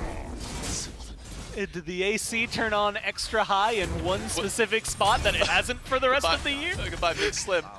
As the fighting breaks out in the game. I just looked over and I just saw it like explode Yeah, on I'm your just sitting shoulder. here in confetti, man. Unfortunately. Oh no, wait, it fell. Oh no, wait. We still got one piece here on the desk. I got a piece right here. I don't know if we can bring like a picture-in-picture of one of us or something like that, but we still have confetti falling down. This is the funniest. Confetti. This is horrible for anybody just listening. They're not gonna understand what's going on, but we got, look at that. Of course, he got a little bit of confetti in his hand right there that fell from the rafter. Congratulations, 8 of Leviathans! those You won falling Worlds in down on Season 8. Yeah, he had a whole pile. I actually saw it explode on his shoulder as it landed down. That was That was good comedy for us. Obviously, they won't find it as funny. And It's not for them, J-Mac. It's for me. For us, baby. That confetti's not celebrating the Leviathans anymore. It's me. It's celebrating you, Gore. It was all blue confetti though, so I got bad news for the Hounds. This game's gonna turn around. Oh no, that might be a dark omen, and it starts all right here. Remakami thrown in the tower. Remakami's fine though. Does have some physical defense. Got some magical. He's fine up against Mando. For now, Genji's guard should be enough to make sure that Remakami gets out of this one. Mando, no shot. Mando gets a kill under tier 1 tower. No shot. Mando gets a kill under tier 1 tower. He gets picked up, slammed down, and one more shot. Remakami does find it. BIGSLIM, can he find the kill? Has to use the coffin, and well, there's the Beyblade from Remakami, so no pull in. We were about to play the game. How many people are going to feed themselves to a tier 1 tower? Luckily, it was only one. The answer was about to be 2 for a moment there, but got a little too uncomfortably close to the number 2 there. Should not have even gotten 1, let's be honest. It should not have even been 1. It should have been, oh no, I missed my abilities. It's time for me to leave, just like Sops needs to leave away from Crimson. Oathhh comes in to that kill away the boulder. Taps Crimson, and that's going to force him to walk a little bit further back. Chinfu walks in, gets pulled in by Quig, and Valkyrie's discretion takes the 3rd shot from Dude Man to find the kill. The Eldritch Hounds up 6-1 now. I mean, look, this is, again, very similar to last. Look, guys, y'all gotta be careful over here trying to fight this King Arthur. It's not going well. Did he even go back to base? I can't even break down the last fight because he's too busy handing the game to you. Did Remakami even go back to base after the whole 1v2 He's just been hanging. Heal is there. BIGSLIM's gonna die. Remakami actually just picked up 2 kills in 2 separate 1v1. No, Mando, don't take this. Mando walks up. He's fine. Okay, Ultimate's going to kill him. It took 3 people, 2 of them being the same guy on 2 separate lives, to find a kill on Remakami. This is not boding well for the Weavers, despite the fact that blue confetti fell on you. Yeah, no, a very heavy investment for him. Freya getting a kill early on gives a nice little level lead over there as well, so that feels pretty good for Dude Man, bro. Quig's been a lot more active than what we've gotten to see out of this Baron. So the Baron pick, you know, something that I at least would admit to thinking I'm a little more biased towards. I think it'd lean on more. But the Serqet does things like this. One good taunt with any sort of single target or follow-up is going to be very easy for you. And guess what they've got in spades? Single target follow-up. That plus Crimson getting that first blood earlier. You know, Oathhh is on a good streak right now. The Hounds just have this game. The ball's in their court, right? It's not over. They, you know, the kills maybe seem very skewed, but gold's not crazy out of hand. And so it's not the worst case scenario for the Weavers, but they definitely are looking down the barrel of the exact same thing that happened in game 1.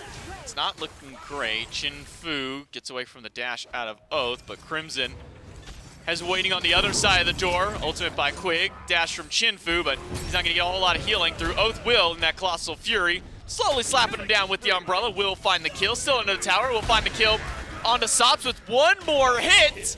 Oathhh will find him and takes a big meaty tower shot from the tier 2 tower. Diesel stunned out and a triple kill. Now for Oathhh. Can he find 4 with BIGSLIM walking over? Too low. Quig the one pulled into the coffin. And that's the best person that could have pulled back in. BIGSLIM still in the middle. Oathhh doesn't really have the mana to continue this one out. Does find a slow. He's gonna get 4, but man. BIGSLIM finds the heal, and that might be the only thing that stops Oathhh from getting a 4th kill. Just go back in. Look at him. He's Might so as well. low. Don't go to the tier 2. Don't die. But you could get that kill if he makes a mistake and leaves. Yeah, Oathh's hanging around. Just a casual 12.5-minute triple kill, by the way, for the jungler. Yeah, 5-0-2. Just another day in the office. Oathhh is just running through him. Diesel goes into a scenario that, again, so they isolate Chinfu, and they get the kill. And then Diesel goes in, and they get the kill. And then Sops goes in, and they get the kill.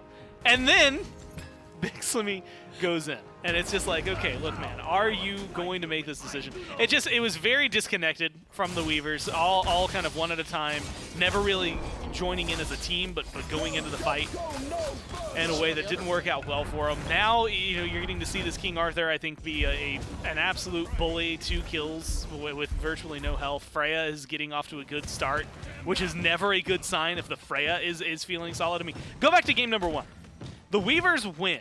And that Freya didn't exist for 22 minutes. Here, you're 13 minutes in, and while it's been 2 kills, and Dude Man Bro has been more involved with the team, the fact that we just saw Diesel get chunked to half by the Freya with hardly any items, barely any power behind them, that showcases, I think, where the Hounds are at as a team, is that their strengths are really permeating every lane. 3 levels up, 2.5 maybe at least for Dude Man Bro. 2 levels up for Quig, and 2 for Crimson, so echoing across, and 3 for Oathhh. The only person who is behind on the Eldritch Hounds is Remakami. Dude Man finally under pressure. Jukes away from the boulder out of Chinfu. And now Big Slim being ran down by the Colossal Fury. Oathhh just slowly batting him away. Needs 1 more ability. Good heal. Needs 2 because of that heal that came through. But Oathhh will make it through the tower. Finds up the kill. His 6th one of the game, by the way, only 14 minutes in. And I think you were right to say, Gore, that this is shaping up to be a repeat of Game 2. Maybe at a slightly slower timer. I don't think we'll quite hit that 20-minute, considering that there are still 5 towers on the board, but we'll get pretty close. Well, it can change in 5 minutes, though. You never know. Well, I agree, though. I don't, Wilder things have happened in 5 minutes. At this point, the Hounds were winning a huge fight to get a Fire Giant more than, you know, like, it was very much in their favor. Here, you've still got 3 levels. Yeah, now chunked down to 2. Let's call it 2.5 between Diesel and Dude Man Bro. You know, 3 levels there in the jungle. Like you said, the only person at a deficit is Remakami, which just blows my mind considering the turnaround that we saw earlier. But goes to showcase that kills aren't everything for them. So the Hounds have their strength points everywhere. And it's just going to be difficult to make a successful comeback at this point for the Weavers. I think there's still a lot of potential. Krakens could go huge. Kraken does get some good value. Holds back Quig, but Oathhh was on the wraparound. Sops gets a shell put on him, and that shell will not keep him alive long enough. But Diesel, 2 levels down, finds a solo kill up against Dude Man Bro. That is a silver lining for the Weavers. And Oathhh in the middle of 2 needs his dash to come back up to guarantee his safety. He'll use it, not go very far, but a Cobra's Kiss, a big pull. Chinfu finds another turnaround kill. It's another big pick for the Weavers. Unfortunately for Big Slim, he gets left behind. He'll go down for the 4th time this game, but 2 big picks for the Weavers, at least slows down the Hounds. That's really good, honestly, for the Weavers to be able to pick that up, and not only slowing them down, but being able to make up for a lot of the experience. I mean, it's still overwhelmingly in favor of the Hounds, but you see a nice curve back up. A lot of that is going to be in that carry roll, right? Having Diesel now 14 to 15 for Dude Man Bro, as opposed to the 12 to 15 that we were looking at right before that 1v1 happens. I think you're getting a lot of good presence from the Weavers in some of these fights. That one felt a lot better because there were more people just invested in it. It just is the Hounds out looking for blood. They're finding good individual picks. That's what they did in game number 1. And when your jungler is 7-0-3 and is looking for knockups, like you said, like he uses his dash not for distance. He's just using it to get knockups and try to control the fight more. When that's happening consistently, and you've got to be able to capitalize on it. The Weavers, at least that time, were able to come out with a win. Coffin by Big Slim, pulls in Oathhh, Kraken hits Oathhh, Boulder hits Oathhh, and the follow-up damage is good. Puts a nice little shutdown on the 7-0 Vamana. MandoWarrior picks up 2 with his ultimate, and this is a good turnaround fight for the Weavers. Crimson is now so low, he's got to sit back in the tower. Remakami also at critical HP. MandoWarrior dives in, Quig doing his best to frontline 4 people. Will dash away from the wrap-it-up that comes out of Big Slim, but a tier 1 tower towards the Weavers, and that gold that the Eldritch Hounds had earlier on is slowly closing back up. Quig goes in, finds some decent CC onto Diesel, but not gonna find much more than there. Dude Man Bro rooted in place. Not much more follow-up from the Hounds, unless Dude Man can find some good follow-up after the whoop goes through. Jump in by Quig, but a heal onto its Diesel means that now the Weavers should be able to get out. So here's the setup I'm looking at for the rest of this game. I think the Weavers have showcased in a couple of these fights a stronger team fight than what we've seen out of the Hounds. I think as a group, they've been able to do a lot more. The Hounds, they do this. They swarm one individual person. Admittedly, the support, yeah, it's going to be easy to kill off the Baron, but I mean, look how much time they're investing into it, and admittedly how much they're going to get from that kill. He's 0-5. It's not going to be the most worthwhile thing in the world, except for the time and the space that it can create.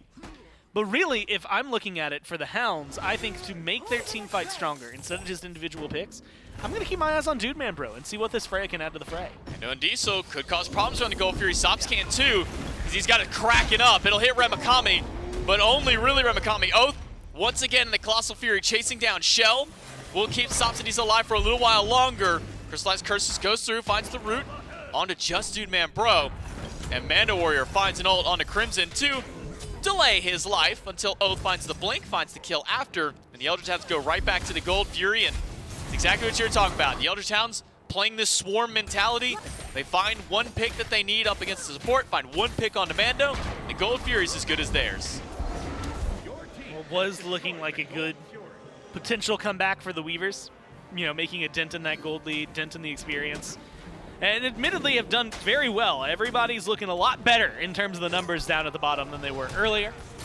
But the gold starting to shift a little more back in favor of the Hounds. Kill onto Crimson could be a big deal, though. Beads gone. Axe toss onto Big Slim. Remakami is there. He should be fine. Diesel does rotate in. Level 16 finds the crit shots up against Crimson. Taunted in by Quig, but no follow-up onto Diesel yet. Remakami has come back in. Does find the max charge ultimate on top of the carry, but now Sops is back.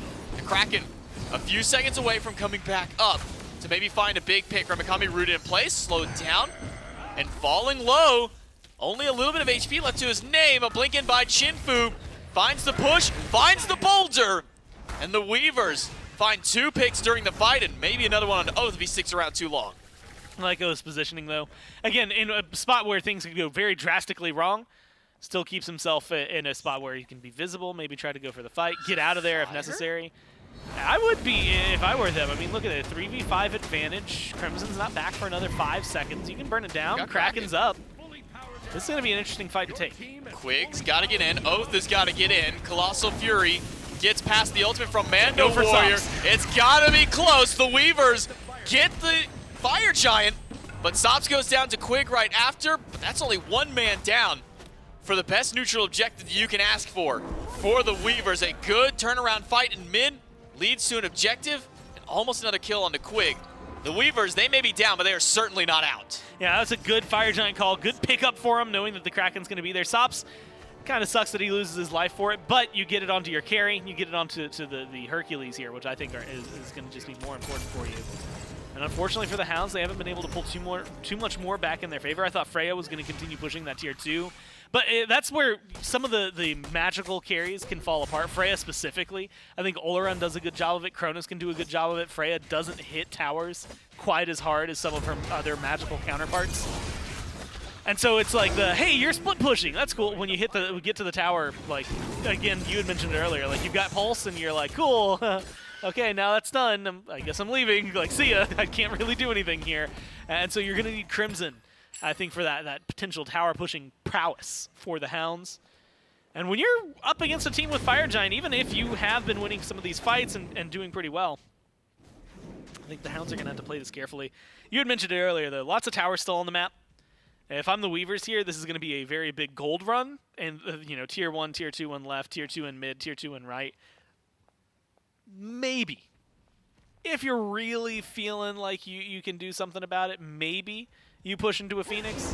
But I'm looking at the timer right now, 2.5 minutes, a little less, for the Fire Giant to work with, and the Hounds have been good at swarming you. I'm probably just playing towers. 166 crits hitting Quig. Kraken back up for Sops. He's being chased out by Oathhh and Remakami. They need the mid laner for the Weavers to make a big play. Finds Kraken on 2, but he will trade his life out. MandoWarrior goes in for the ult, doesn't find anybody with it. Remakami is low, and Diesel at half HP has to dash away. Not able to find the damage that they were looking for. Big Slim on the cusp end of death. Needs one more good hit by somebody to take him down.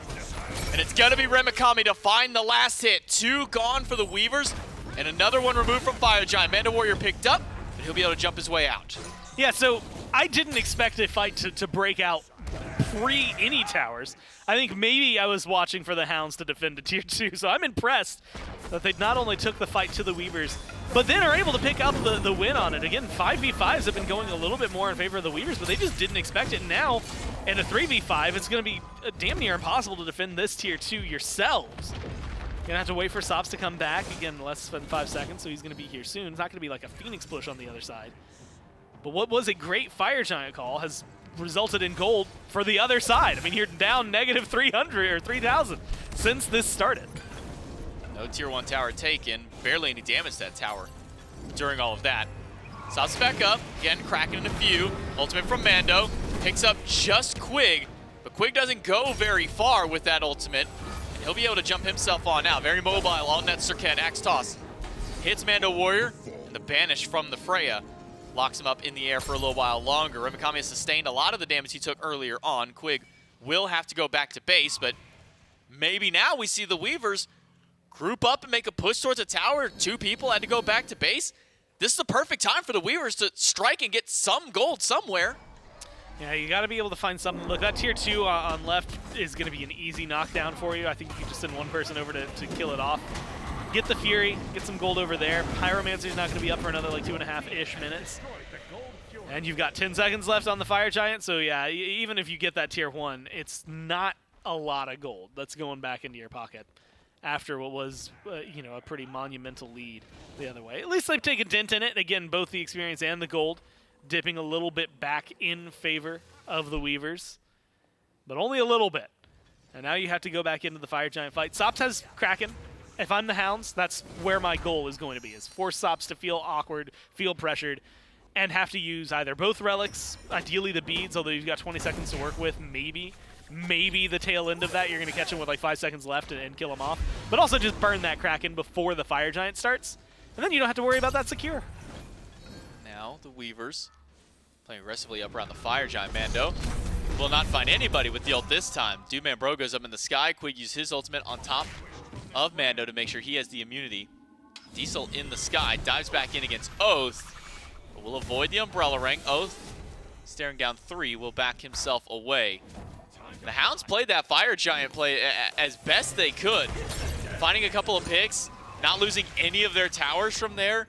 The Weavers going negative in gold as far as it's concerned there. It was barely 3,000 separating when the Fire Giant went down, and now it's a 4K lead for the Eldritch Hounds. And Fire Giant started by the Hounds now. MandoWarrior, no ultimate, has no way to peel anybody off this Fire Giant, but it's not for the Fire Giant, it's for the fight instead. Remakami dives to the back line. Mando gets the blink away. Boulder does tip Dudeman Bro for a little bit of damage, but look at how beefy the front line is of the Hounds. The Kraken does hit 1, and that might just be enough. Oathhh is not getting a lot of healing back, but he just has enough shielding. EruptCrimson finds the double kill in the fight, and the Hounds are looking poised to take the Fire Giant if they so wish. Pick up by Chinfu is good, but damage returned back by Crimson a little bit better. Yeah, this is just good positioning from the Hounds, man. Again, being able to get aggressive in the right circumstances. They pressure out Sops, they get the Kraken.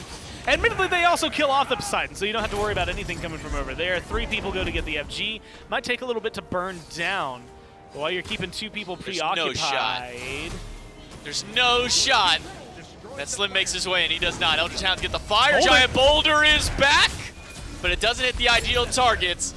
And now it's Chinfu on the run. Does find a big heal, but doesn't get the second half of the heal in time. Crimson finds a 3rd one in the fight. It's a Deicide and a Fire Giant for the Hounds. Now here's the question. With this minion wave and a Trebuchet, you should be able to push down this Phoenix no problem. But can you go for the end? 2 people are going to be up, 3 soon. And you got 15 seconds before you've got a Baron Samedi coming back at you. You can get an easy kill in that time frame. It's maybe case an example right there. Yeah, I think they keep pushing. Oh, Diesel low, Diesel gone. Double kill for Oathhh.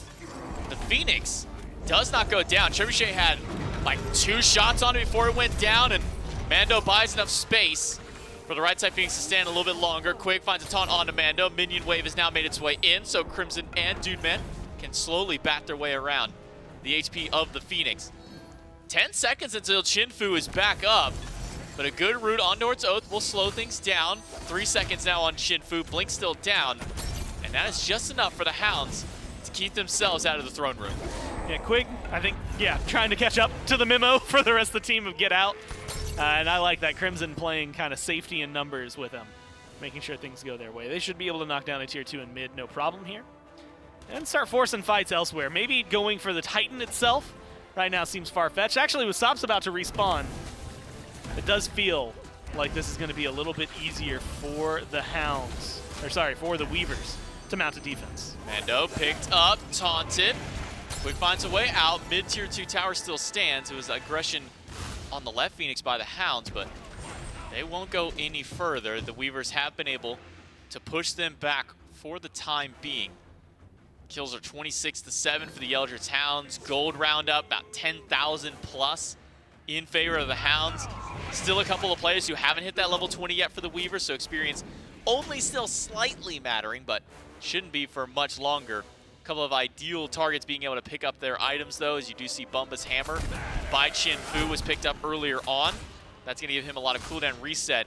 Though still waiting for sops to hit that 20, I imagine the cooldown reset of his Bumba's hammer is probably the most important thing for the Weavers in these next fights. Yeah, I'm looking a lot at what Dude Man Bro is going to be doing.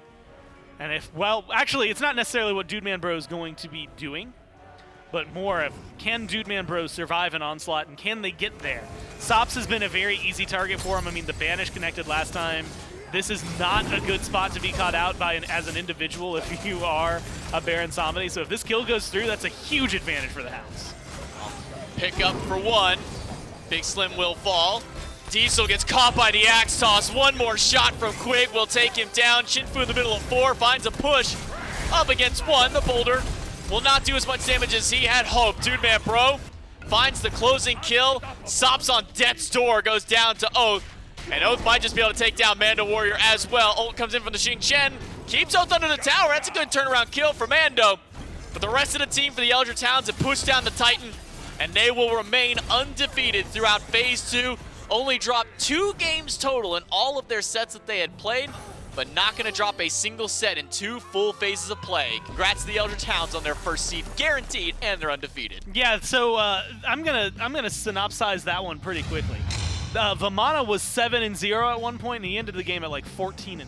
So, doing pretty good over there. I think, again, the Hounds, they're the first seed for a reason. They've been playing really well for a reason. I think the Weavers put up actually a very good fight in Game 1, for sure, because they win there. But then even in Game 3, I think there were a lot of moments where, you know, they could have easily been counted out, could have easily been knocked done or finished in that game, and were able to at least repel a little bit and show a little bit more. Really good Fire Giant call that unfortunately doesn't end up giving a ton of fruition to them afterward. In fact, they lose, I think, more on the Fire Giant and buff than they had. Play. But this was maybe the one that was like the most convincing. It was the kill under the tower, followed by a few seconds later. So first off, surviving right here. But I don't know that that fight ever truly stopped. I don't think it did. Because in a couple seconds, like 30 seconds later, Remakami kills him off. Yeah, I feel like Remakami didn't go back to the base. He just sustained enough HP back to continue that fight through. But you're right to highlight Oathhh started out 7-0, then took a spill 7-1. And that was a good start for the Weavers to come back. And Silver Linings where they were. The Weavers found some good picks in a mid-fight to delay this game for longer than it really was going to be. We were at pace for another like 22 minute game. The Weavers found a couple of big picks, slowed things down, but then this swarm style of play that the Eldritch Hounds are so commonly known for. Oh, by the way, it went from 7-0 to 7-1, then to 14-2 for Oathhh. And that's about the way that it closes out. Eldritch Hounds, that's a way to stamp the end of your season. I'm going to be honest, I don't know. Face. I'm not sure I'm still like, if I'm sold yet on this Freya. 36,000? We've been seeing like a lot of Freya, and like I think there's a good amount of damage coming from, you know, 23,000. Doesn't do bad. I'm not saying, like, Dude Man Bro did not do poorly in that. No, for but sure. it feels like, and much to what you were saying, a game that was on pace to be another like 20 to 22, 23 minute game. I feel like if this Freya was a hunter, that probably happens with that lead and the way that game goes. And so it's like little things like that where they maybe slow their own game down. Doesn't change anything. Late game, guess what? Dude Man Bro's still hitting incredibly hard. 30-some-odd thousand damage from the Vamana. The Hounds play that incredibly well. At this point, I'm just nitpicking because they're a team that is going to be looking not necessarily even more at the SCC. They're looking at the next events. They're looking towards these SPL teams, and it's those little plays and little picks that are going to make the big difference between success there and faltering. A good way for Oathhh and the Hounds to end off their phase. A 5-0 record for themselves. Let's take a look at the schedule and the standings for the last week of this phase for the SCC teams. 2-1s across the board for not just NA. We also had it in EU. Yesterday we had a 2-1 matchup and 2-1s all Thursday. Gordon, there was a point in time where we were begging for a 2-1 set at any level of play. SCC, SPL, was it a dry stint for 2-1s? How about an entire week of nothing but 2-1s, at least out of the SCC squads? We got some 2-0s in SPL yesterday, but 2-1s across the board. Hounds, the Wardens able to find some wins as well. And a 5-0 for the Eldritch Hounds to end things out. And a top 4 teams will be the Hounds, the Wardens, the Storm, and the Sages, which unfortunately for the Tanuki and the Weavers means that they're going to have to fight for their right to stay in the SCC, going down to relegations. And that's going to be that's their immediate focus, right? Is worry about that, making sure that they can keep their spot, maintain it, not lose it to somebody else. The top 4, they're looking a little further down the line, right? They're going to be starting to scrub through what are the SPL players doing, what are the European SCC teams doing right now, because it's going to be a very similar matchup for them as before in that Masters, where it's going to be a very big land for them. Ideally, we get to see some success maybe from the Hounds, but when the end of the Phase 2 happens for SPL, I'm excited to see what these SCC teams have been marinating over the time period between now and then. Well, speaking of the SPL, Gore, we've got some good news for you. It's just about to hit that 1 o'clock mark, and we're done with the SCC, which means the SMITE Pro League is going to be coming up next. We got the Jade Dragons and the Valhalla Valkyries to kick off the SMITE Pro League coming up right after this break.